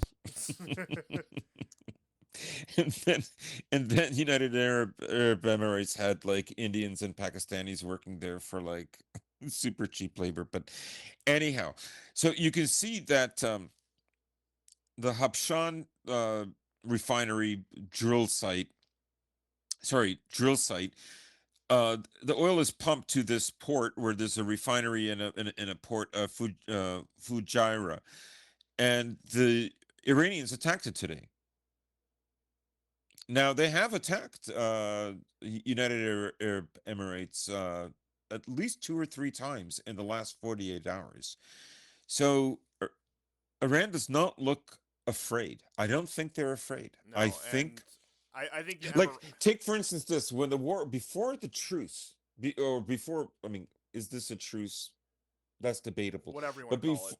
before, yeah, before the intensity of the fight of fighting completely petered out, as it kind of has now, put an asterisk on that.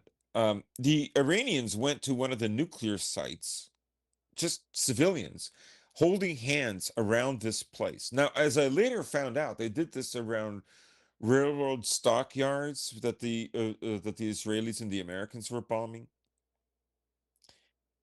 I'm pretty sure nothing like that happened with the Iraqis.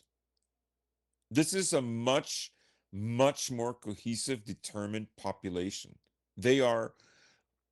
They're willing to die for this. Oh, absolutely, and that's what I said at the beginning of this war when people were talking about ethnic fracturing.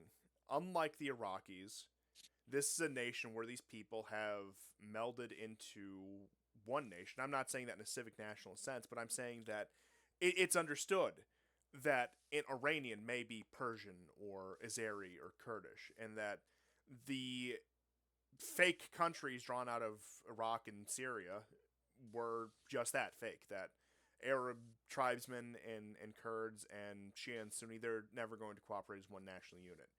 But Mhm. because of the national mythology cultivated by the Iranians, you're not going to get the Azeris in rebellion trying to join Azerbaijan, even with Turkish cajoling. It's just not going to happen.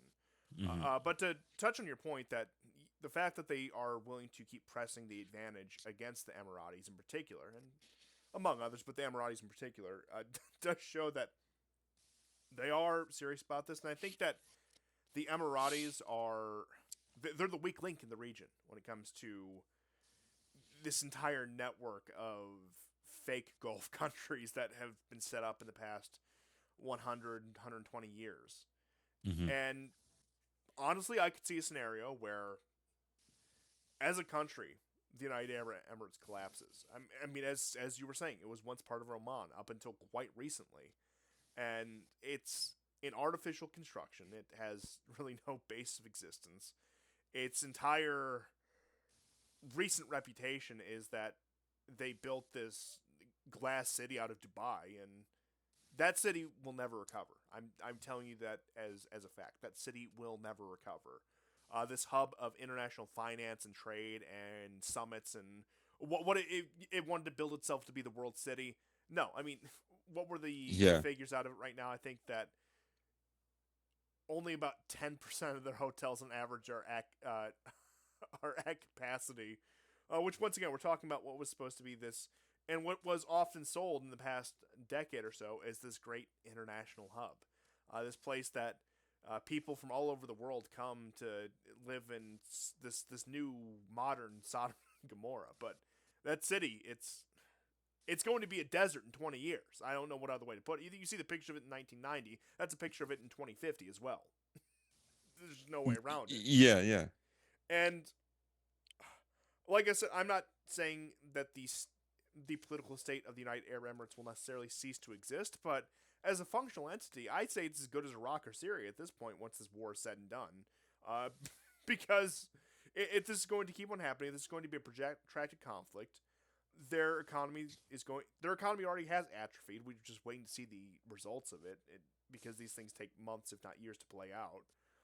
It will take at least a decade for their oil production to be salvaged and put back online. And who's going to get those contracts? I I suppose that depends on who really ends up winning the war. And I think that trend, well, I think it is going to be most pronounced among the Emiratis. That applies to the rest of the Gulf states. I mean, the Saudis were in a tough enough position as it was with their own budget and after the 2015 oil crash, and I don't know how they have really fared since then. I know that you have Mohammed bin Salman on this so-called modernization campaign, but look at bin Salman's legacy over the past, I don't know, 5 years. What was his crowning achievement? Détente with Iran, brokered by China. Hmm. That's gone. That's dead. That was supposed to be what reshaped Yeah, the region. as are the Abraham Accords. Yeah, yeah. So the two bets he made catastrophically failed, Yeah. and I'm not sure what the future of the Saudi state will be, but I think it is worth saying that this guy who was supposed to be the Saudi man of the future, who the guy who's going to bring the country into the 21st century, made two bets east and west, and they both imploded. And Hmm. what is he left to do now? I think they'll fare better than say the Emiratis or any of these, or the Bahrainis, for example.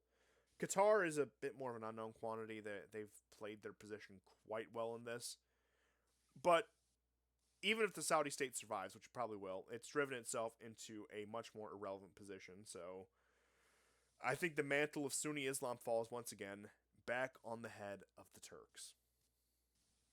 Yeah, yeah, yeah. And I think that's one of the reasons why Israel is very concerned about Turkey, because obviously, to some extent, the fall of the uh, Arab Peninsula states, particularly the small ones, you know, countries which didn't even exist up until recently, Bahrain, Qatar, All these post World Kuwait. War II creations. Yes. Um, and I agree with you. Saudi Arabia is just too important. Even Turkey wouldn't let it fall for obvious cultural and religious reasons. But some of these other countries, they're expendable. Yeah. Uh, But the Saudis are and certainly going to have to take a back seat. They're not going to of enjoy the course, privileged of position course. they've had. Now, this does not displease the Israelis, who, of course, the reason the Israelis, thanks to Kushner, uh, pushed the Abraham Accords was that over time the Accords would make Israel the hegemon, and in any case, them being scrapped now, because that's effectively what has happened, is not going to deter Israel from wanting to become the regional hegemon No, of there, course right? not. But it will tie America into making that happen for them. And if it doesn't happen, I mean, at the moment, Israel is preoccupied with killing people in Lebanon and leveling entire villages, Yeah, right? yeah, But just a terror campaign that yeah, is, even from a strategic perspective, completely counterproductive because they're doing nothing to counter Hezbollah, who are fully capable of striking back. But I will mention, in terms of the region, in terms of hegemony, in terms of the dynamics, Egypt did something very, very, very, very, very, very stupid this week, and that is they yes, defended the Emiratis against the Iranians. mm-hmm, And mm-hmm, Egypt was one of these countries, like the Saudis, like many of the other Gulf states, that were tacitly improving relations with the Iranians, really up until this conflict broke out. And I'm genuinely surprised by this. I'm surprised that they would. I don't know how much money the Egyptians have tied up in the Emirates. Maybe that's the factor of it, with it, but they've put they voluntarily put an anchor around their neck. And I know Egypt is compromised to high hell. It's just look at the past, I don't know, 40 some years of history. Its relationship with both the United States and Israel should suggest that. But seeing them go to bat for the Emiratis was just insane. It was bizarre. Like what is the logic that would dictate such a decision? Any yeah, rational instinct, at least the way I'm looking at it, would say run. This place is doomed. Even if it survives as a country, we're not gonna. It's going to be a shell of its former self. But they now I don't think the Egyptians are going to get into the conflict. It just logistically does not make any sense. But they're scrambling resources to help defend the Emiratis, while the atrocity over the past 2.5, 3 years in Gaza is right there on their doorstep, doing nothing against the Israelis. Now, I know that there has been tensions between Egypt and Israel as a result of that, but I think that should show how really compromised the Egyptian state is, and that the love them or hate them, the only two serious Islamic countries in the world are Turkey and Iran. Hmm. And look, the Turks slippery as all hell. And I know that the Israelis are concerned about them right now, but I think that we also need to look at that in the same light of up until very recently they had a very cooperative relationship. Now I'm not saying that means it's all controlled opposition, that means it's all fake. I think that these tides can turn very quickly, but I think that is a notable piece of context with that. But it gets back down to the point that in that region, the only two players that are actually countries in that region, not outside powers, are the Turks and the Iranians, and everyone else is just a pawn on the chessboard. The Israelis, I consider them their own category. They're kind of an anomaly that, and I'm not saying this as just like a political thing, but I'm saying this as just looking at the map.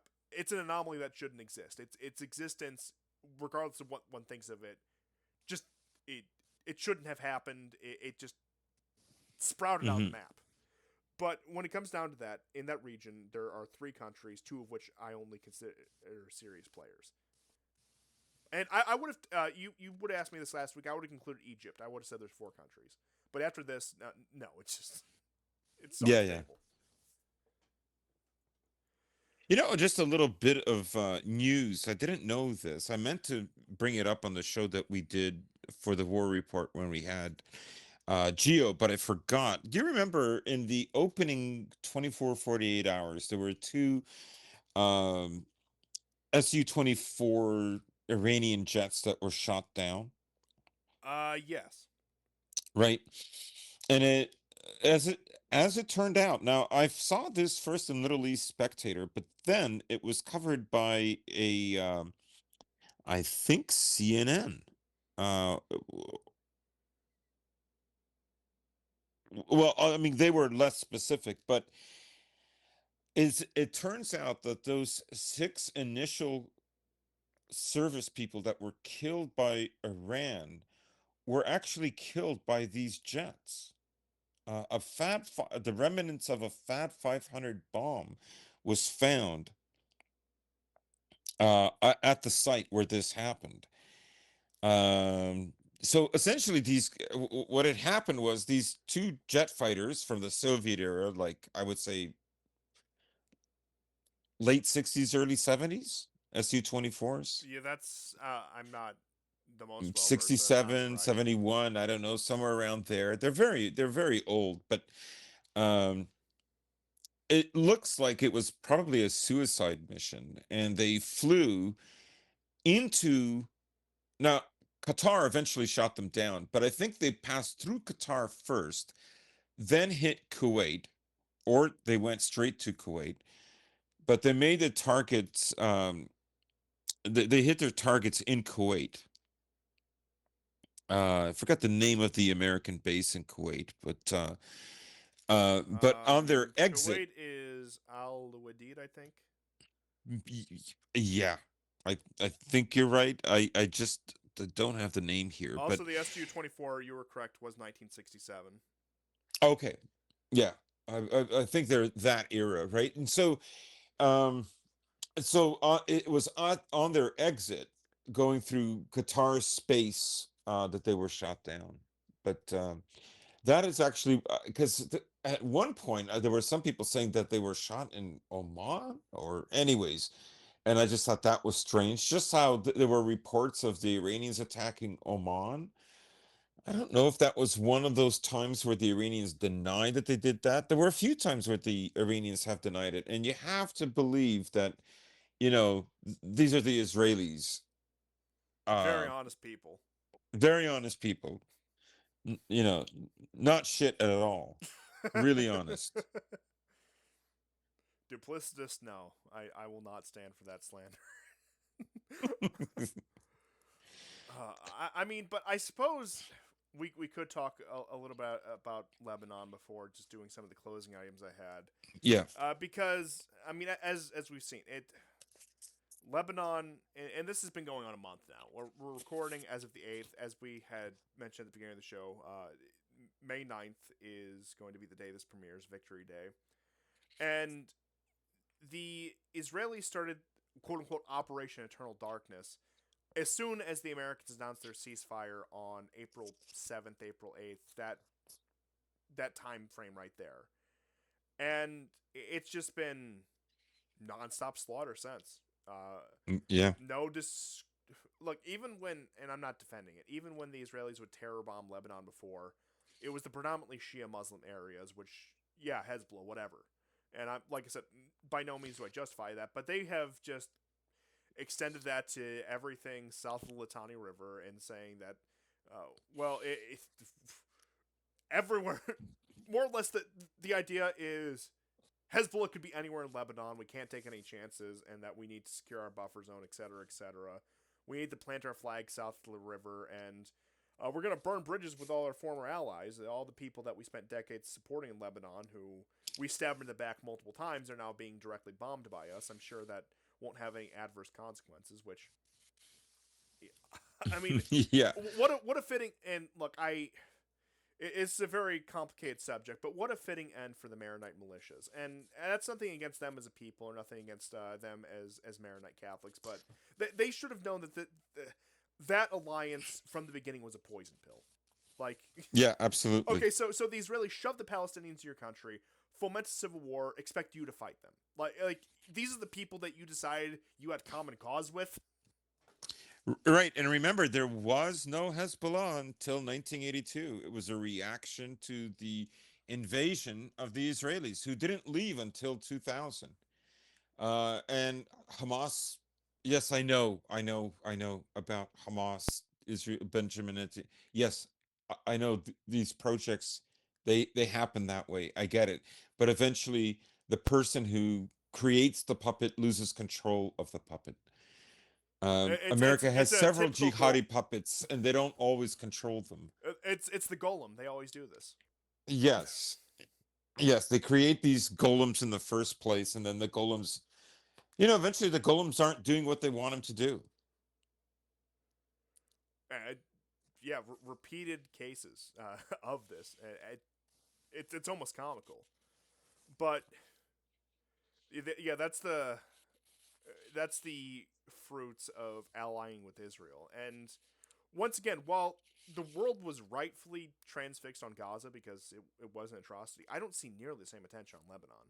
No, no. And I don't know whether people are just desensitized, whether they've accepted this, whether Lebanon just doesn't drive the same kind of headlines that, say, Gaza does. But I mean, like, yeah, where's the mass protests across American campuses right now? Where's the anti-Semitism czars wagging their fingers at them? It's just not there.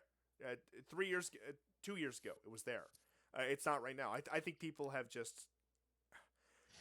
Because the Palestinian cause has been something that, because it pertains to, territory in dispute with Israel, and of course, it's like crypto Zionist groups that support certain Palestinian causes as long as their messaging is, Oh yeah, moderate the you know, messaging. It's so whatever. yes, moderate the messaging exactly. But I do think, conversely, a problem that we've run into, as the world has soured more on Israel and Zionism, they've also become a lot more desensitized to it. Yeah, And that when you hear about these terror bombings in Lebanon, which are, look, I don't know the casualty numbers, but in execution are, I would say, just as atrocious as Gaza. You don't some get. of them are. I mean, there was that one day where 300 people were killed. Now that's a few weeks back, but yes, 300 were killed. On the other hand, they're not doing that well against Hezbollah. They never Didn't take are. Hezbollah. Yeah, Hezbollah has been doing a pretty good job. Yes, I know they can't, but Hezbollah has no satellites. Hezbollah has no air force. It has no navy. It doesn't have the biggest, most powerful military in the world supporting it the way Israel does. There's a, this is really a David and Goliath story. And they've performed very admirably. Like, if you're on Telegram and you're subscribed to some of these accounts that monitor the Middle East and Lebanon and Palestine in particular. You're going to see daily attacks. If you're on Instagram, you're going to see soldiers, Israeli soldiers who have been killed. Even History Legend had a video about a group that was attacked, one of them dead, six severely injured, and it was a drone attack. Um, everybody was, there were a lot of people who were gleeful about, this is it, this is the demise of Hezbollah. But again, these people are rooted to that place in a way that Israelis are not, or No. Israelis simply can't match them. And that's Um, why you have this outflow of emigration even to this day. The yes. Israeli state is an artificial creation. Whether one loves it or hates it, they have to admit it simply is an anomaly of the 20th century formed after World War II because of certain historical events that occurred in the 1940s. And when push comes to shove, when they're fighting people that aren't just Bedouins with, I don't know, a few tanks, it becomes a much more contentious position to defend, and that it becomes arguably a failed project. And I know I've joked a number of times, and I'm still not fully convinced of it. But the idea of the curse of the eighth decade seems less ridiculous every time we do a show. That I'm not predicting the imminent collapse of the Israeli state in the next, I don't know, 2 years here.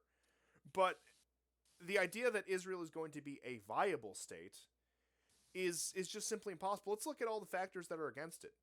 Number one, economically, it's was once hailed as this great innovation hub in the region because people Oh would yeah, base yeah. well, yeah, all the innovation that they had handed to them by the Americans and the Western countries, and that they even Oh, managed that wouldn't happen. that they even managed to control out of Russia and China at times. I should mention. they Uh, they literally stole American like nuclear development secrets, even the material itself. yeah, and then America outsources billions of dollars worth of R&D there, so they can claim to be an innovation hub. It's all sort of Yeah, yeah, yeah, it's yeah. like oh microchips, we invented those, yeah, with all those American tax dollars and expertise. Yeah, you're welcome, but Microchip and hummus. yeah. What an economy. But you know what, Russia is a third world gas station.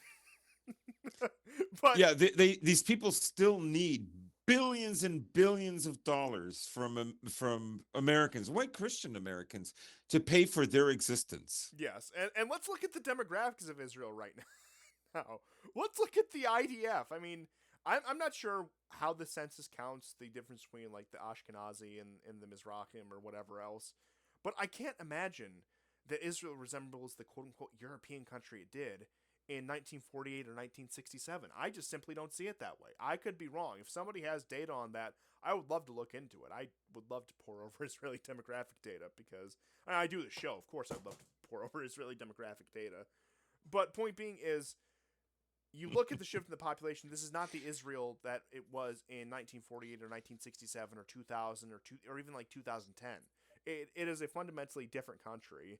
It resembles more of these backwater dysfunctional Arab countries, just with the Talmud instead of the Quran, and and you expect me to think that this country is going to be the dynamic powerhouse that is the hegemon of the region compared to, once again, what one might think of these nations, the Turks or the Iranians. I simply don't see it. And then you combine all of that with the international pressure on Israel. At some point, if the American empire is dominated by people who have more of a, I don't know, global set of interests rather than a particular set of interests, as we see with the Zionist faction in charge right now, I'm not saying they're going to throw Israel under the bus entirely, but Israel is going to have to undergo a severe humbling.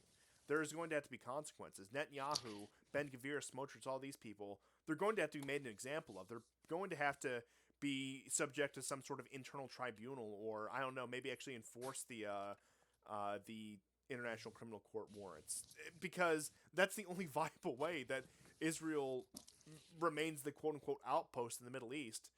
And I think there's also the big question of, well, the diaspora, yeah, they say they're Zionists, they say they support Israel, all that. they might quibble with Netanyahu or Likud or whatever. So move. Yeah, Go there. exactly. But the question is, when push comes to shove, when you have these wealthy diaspora who are very influential in the empire, look at their crown jewel and realize this place is a hellhole. How many of them do you think are going to pull out all the stops to actually save it? Versus, I don't know, maybe dedicating efforts to collapsing Russia and China. Yeah, and this is again, this is why I'm afraid of what they're capable of doing. Because if it looks like America's going to drop them and they don't have any alternative, they are going to do something extremely drastic. And it could happen again on American soil. Oh yeah, I don't know. Of course, I'm referring to 9/11. yeah. Just to, I mean, until you said that, I figured you were talking about the Samson option, but that's I mean, yes, that's another yeah. one. Essentially, you know, because like think of what they did, like just to change, you know, make America more peppy for Israeli interests, or Oh yeah. change their like.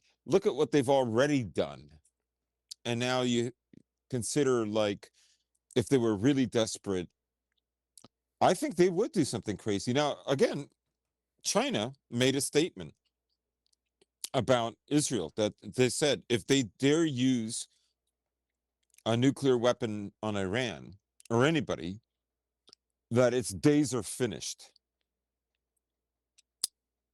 Like I say, China has been talking in a way I've never heard them talk before. Well, then I think there's also the other question where could Pakistan, as the only Muslim state with a nuclear weapon, be able to maintain any shred of credibility if Israel used one and they did not retaliate? Yeah. I I mean, don't. no, they couldn't, but I know what you mean. Yeah, but that would be the ultimate test of Pakistan's legitimacy in that case as well. Because if Israel lobs a nuke at the Iranians, I would say, given the dynamics of the region, given the religious overtones of the conflict or undertones, depending on which way you want to look at it, the Pakistanis would almost be obligated to be the Hmm. retaliatory strike. Are are you guys really just Indian Muslims, or are you, like, you, you know you than than Israel? But no, Who loves Israel more? getting back to the ultimate point about are they willing to pull off some sort of, I don't know, special operation in order to reshore their support in the American homeland? I'm not putting it past them, both in terms of willingness and both in terms of means to make it happen. But in terms of the breakdown of public narrative, could they make it stick? I mean, like, look at the quote unquote conspiracism around 9/11, and imagine Hmm. something like that happening today. Do you think anyone would even believe a shred of the official narrative if there were to be some cataclysmic event on American soil today, God forbid? Okay, you could make the argument that the Epstein files, a lot of people are still upset. They want all of them released. Probably won't happen. Maybe they will, but probably won't. However, the Epstein files are not there to make you double conscription or reintroduce the draft, right?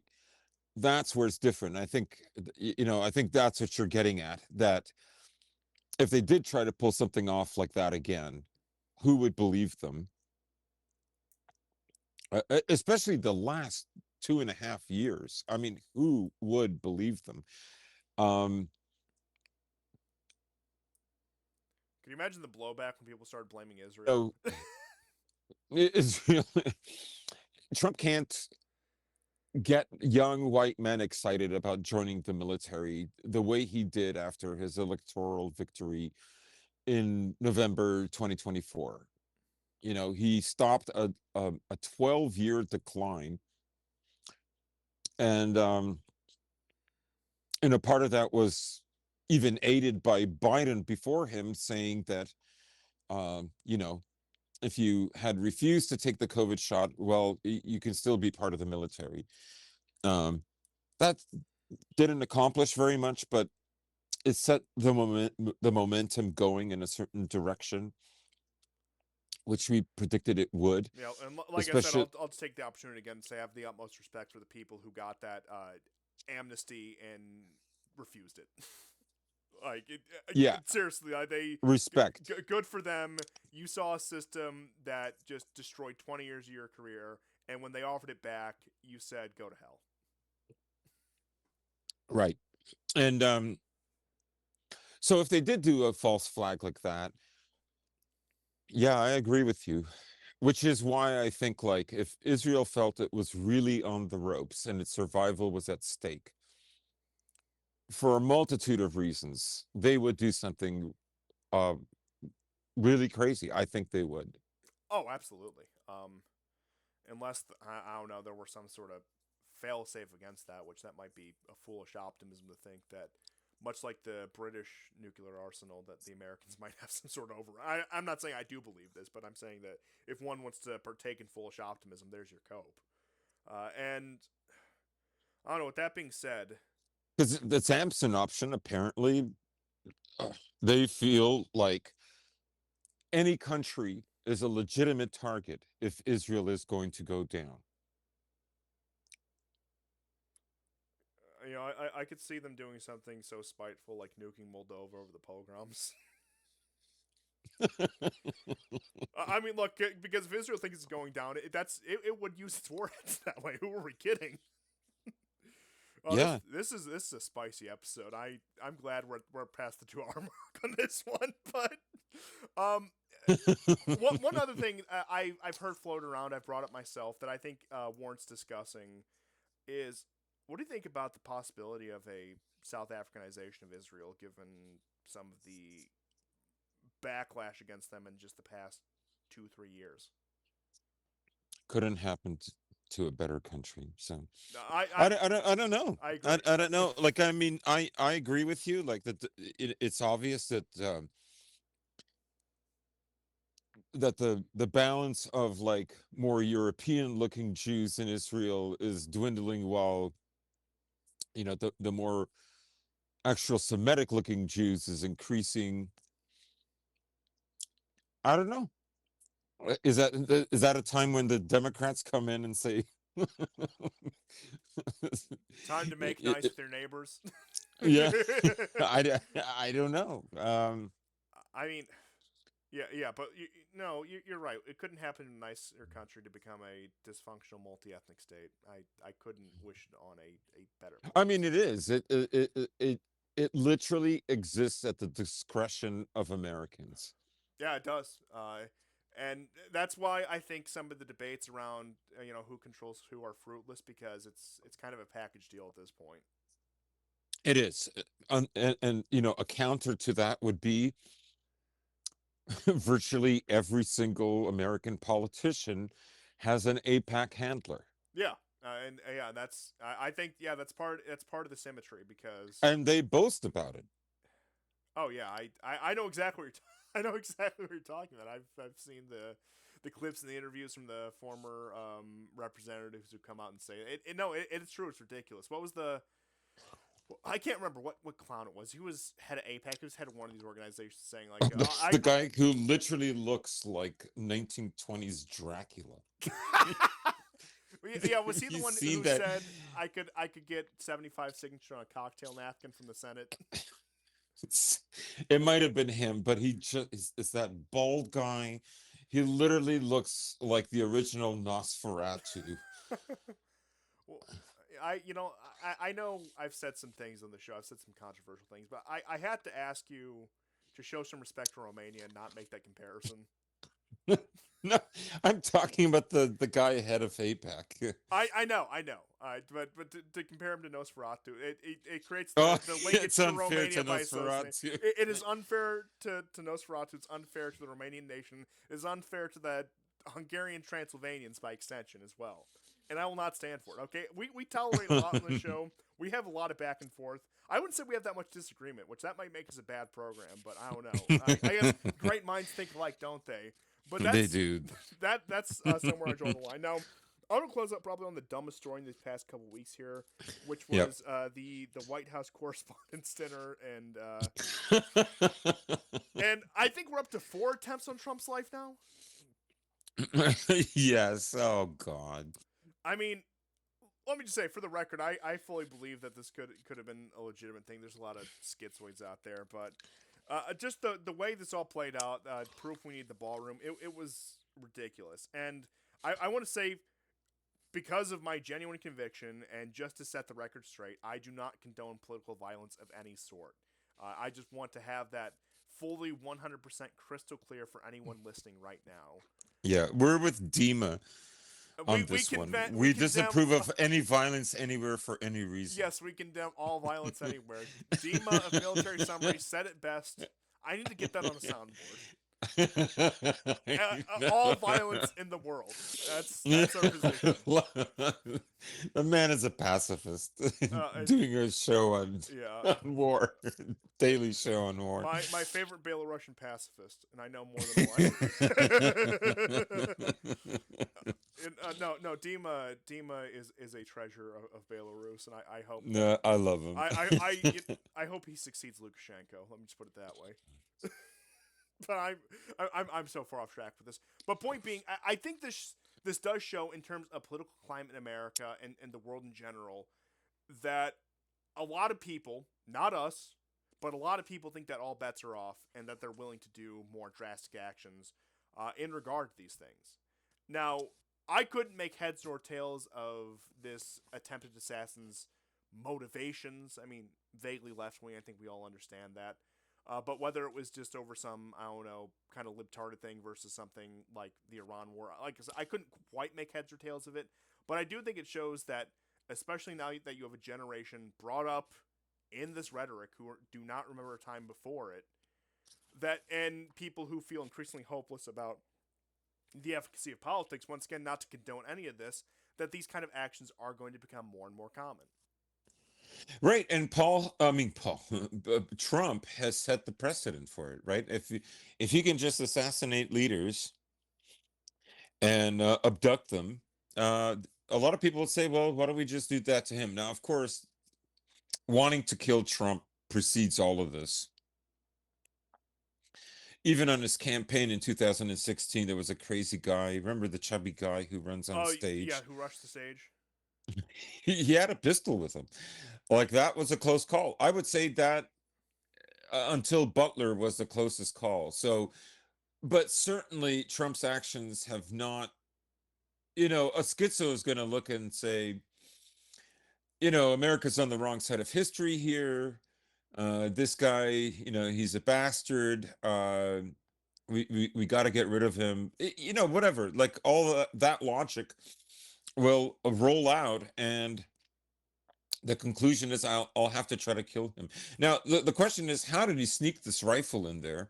How you would think, right, that security would be tighter, right? It's almost like they've learned nothing, which only makes people more conspiratorial. Yeah, and I think that in this case, it can be simply chalked up to the fact that security was woefully insufficient. But it, as you said, it invites conspiracy, and I won't say necessarily wrongly so, because there have been so many. Even Trump, even Trump said he's fast. The video.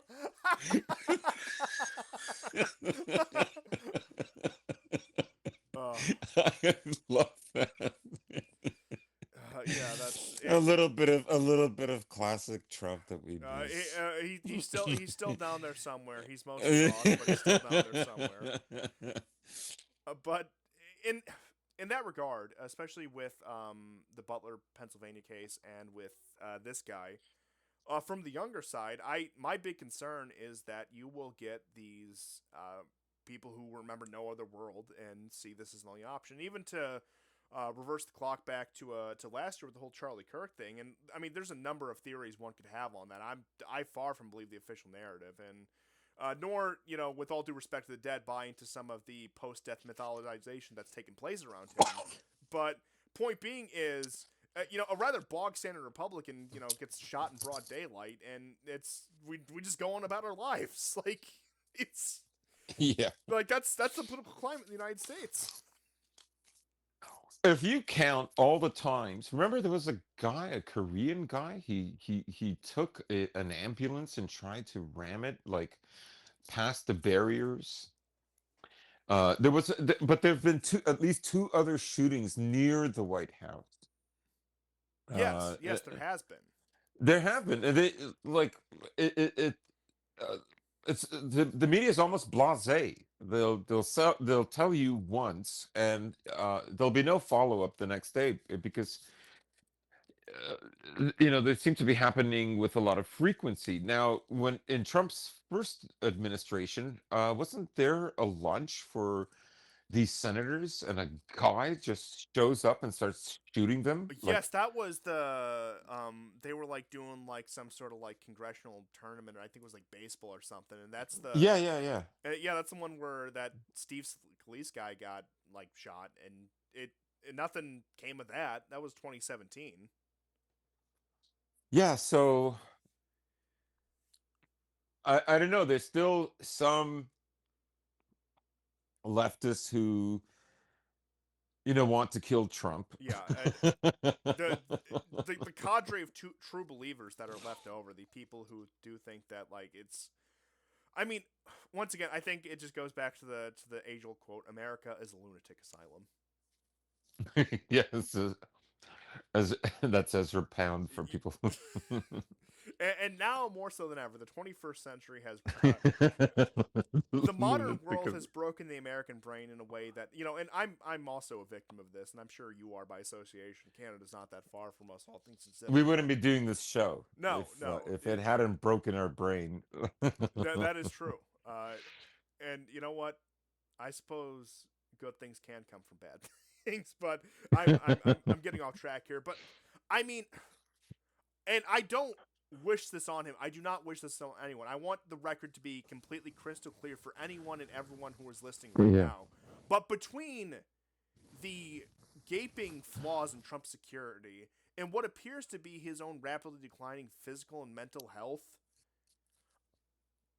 what am I supposed to make of this? I mean, this seems like a man who's 1 foot in already. If I can be so morbid about it. Yeah. And what's the plan from here if, God forbid, something did happen to him and J.D. Vance comes into office? Do they have an agenda set for him? Is he the caretaker until generic red team or blue team, Democrat or Republican or whatever, get in there? I really don't know. But point being is, it looks like there was a certain faction of the elite. My ultimate point in all of this, I know this has been all over the place, but I want to say in all this, it looks like there's a certain faction of the elite who bet everything on Trump that he would finally crack the Iran issue. He could take all the blame for it, and we could all go home and be happy and tarnish his legacy about that. That catastrophically failed, and in both the lead up and consequences of that, the entire nation has been deranged to a point that it previously was not before, and that I'm not going to be one of these people who gets on their high horse and say, "Oh, to Trump's rhetoric." I mean, yeah, Trump's rhetoric has been absolutely ridiculous. I'm not saying that he hasn't been part of the degradative discourse in this country, but point being is, I think to blame it solely on that Yeah. reduces just the absolute, I don't know, civilizational implosion that's taken place in Yeah. the past It's 100 years. intellectually dishonest. Yes, dishonest, reductionist. There's a lot of words you could use for it, but Hmm. I think it paints over a certain level of profound decline that has been going on since probably before any of us were alive. Yeah, I would say. I mean, you could pick any point, but I think it exacerbated after the late '90s, early 2000s. Yeah, and then 9/11 was a complete game changer. I think that completely psychologically warped the entire nation. And Hmm. I'm speaking as somebody who cannot remember time before 9/11. That's how young I am. But Yeah. uh, and yeah, I'm sure my mental state is a consequence of that. Not that it's particularly deranged. I don't think I'm any more insane than the average American. Maybe actually slightly less insane than the average American. To my own credit, if you allow me to brag a little. But point being is, I think I think certain lines have been crossed, not just in this particular scenario, but just in, once again, the overall thing we're talking about. That can't be uncrossed, and we're going to see the consequences play out, and that uh, both at home and abroad, these kind of high profile attempts are going to become more and more common from both state and non state actors. And truthfully, I, I, I hate to see this happen because of just number one, condemn all violence everywhere. Number two, the political ramifications of it. I hate to say it, but I'm probably going to see a future president assassinated in my lifetime. I fully believe that. Hmm. I wouldn't rule it out. And whether that's from a state or non-state actor, I really don't know. But there's I don't know. There's an entire can of worms that can and has been opened regarding this entire subject. And you know what? I'll say, for the sake of what Trump once was, it would be a profound shame for him to go out that way. Mm. Let the man fade into obscurity. That's all I want for him. I want him to resign tomorrow, fade into obscurity. In a way, he ruined his own legacy, Oh, but without a doubt. he only won the elections. Uh, well, a great deal of it had to do with Israeli interests, and for both administrations. His redemption arc after the stolen election of 2020 could only come about if he, for sure was going to be that guy who was going to attack Iran. Now, he denied Netanyahu last year in June to kill the Ayatollah, or the Ayatollah Khamenei, but not the second time. And you can see that it's part of the package. One of the reasons that Netanyahu was so disappointed to see Obama get reelected is because he thought for sure that Romney would win. Romney choked. And Romney choked. Romney choked because Romney was told by Finkelstein, who passed away in 2017, that the only way to win in America is if you appeal to white people and white people's interests, such as the uncontrolled border, such as the kind of anti-white rhetoric that really amplified during Obama's second term. I mean, it was always there. The psyop against white people was, well established before then, but the Obama years certainly, as I said earlier, amplified all that kind of messaging, and part of it was there to take people's attention away from what Wall Street was doing and who were the individuals in Wall Street, et cetera, et cetera. But Romney wouldn't do it on the grounds that he thought he would be branded a racist, and he didn't want that kind of legacy for his political career. And What a for wonderful whatever legacy he reason, chose otherwise. yeah, yeah. I mean, who cares about Romney? No, I I mean, don't. yeah, but from a Machiavellian point of view, he chose right. Oh, He yeah. made the right choice. Absolutely. But Trump said, "Yeah, I'll do it." No, Trump's entire, honestly, in retrospect, Trump's entire political career at its origins is an enigma, because I fully understand everything you just said about Finkelstein. We've discussed this at length. But Yeah, you do have to wonder, was it really that much ego driven? Was he really that attracted to the idea of being president that he was willing to do all of this? Or, like, I do what? think so. I can believe it. I can certainly believe it. But you know what? I'm glad they had to choose the most unoptical man of all time to execute their agenda. It just makes it perfect. But that's really all I had for the past couple weeks here. If you have any last minute news stories, feel free. Last minute news. There was a stabbing in London. I think it was London, That doesn't narrow it and down. um, two Jewish men were attacked by a man, and now Britain is in a conniption over this, and so they have they're going to introduce more anti-Semitic laws, and nothing of is nothing of the kind of accords that were drawn when those three girls were killed by that. Um, I think he was black. Uh, nothing like that. This is all out. We have to stop it. But of all people, Max Blumenthal did a little documentary on this, showing that actually that same day he attacked with a knife a Muslim man. Now, those are the facts. And if of course, this man had attacked white people, non-Jews in Britain, none of this would happen. Oh, of course not. It would not be called a terrorist attack, which it is. And anyways, I haven't seen it. I saw a little blurb about it, but you know, I just think maybe that's something worth checking out.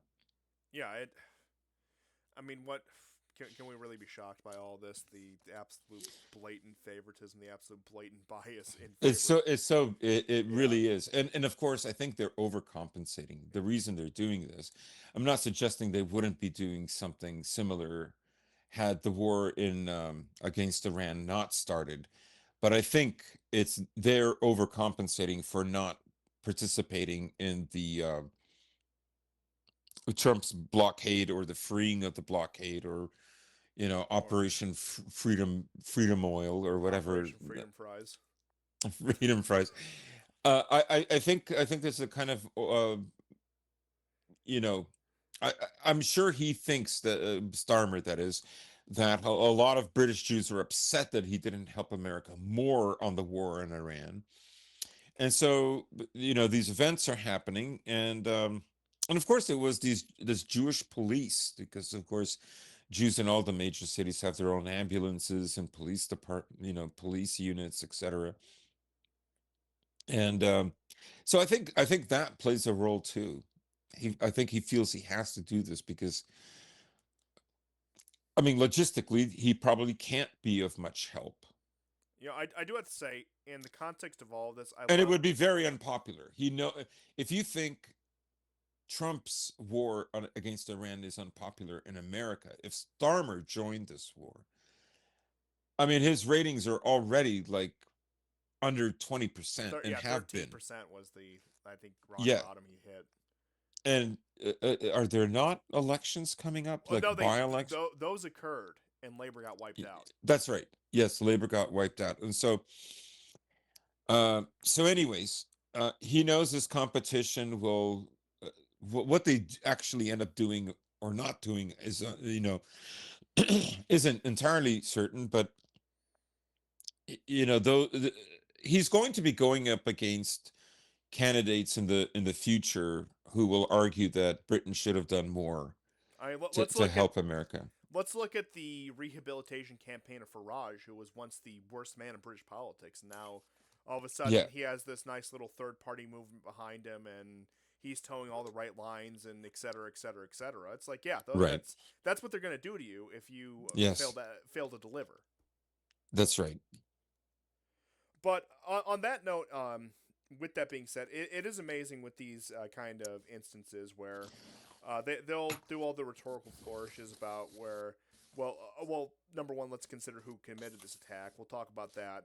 But rather than even give you the token of mass deportations before we send you off into a pointless war, we're just gonna finger wag about it and say, I don't know, we need more surveillance and knife buying restrictions before we send you off to war. You just have to Hmm. love the absolute duplicity of these people, and that's what it comes down to all the time. That even the quote unquote, well, no, I suppose it's rather fitting. They make you the Faustian bargain, and then they snub you because that's the nature of the Faustian bargain. And what do people keep on doing for it? They keep on falling for it. Now, what do I propose as an alternative solution? I'm not gonna presume to be the political genius that I don't know some of you might think I am, in which case I appreciate it. But Mm. but I am going to point something out, even if I haven't quite formulated the right quote unquote solution, because I think even if there is a problem, if you don't have a solution, it is worth talking about the problem. It makes people aware of it. It makes them think about it. And I don't know, maybe if I don't come up with a solution, maybe somebody listening to this, or maybe somebody you tell about this comes up with a solution.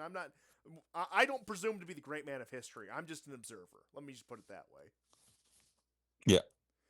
But with all that being said, that's all I had for this episode. I think we covered a lot of ground. I think we had some very valuable discussions. I think we made some very valuable observations to touch on that last point I just made there. But we'll see you guys next time, and goodbye. Goodbye. God bless and take care.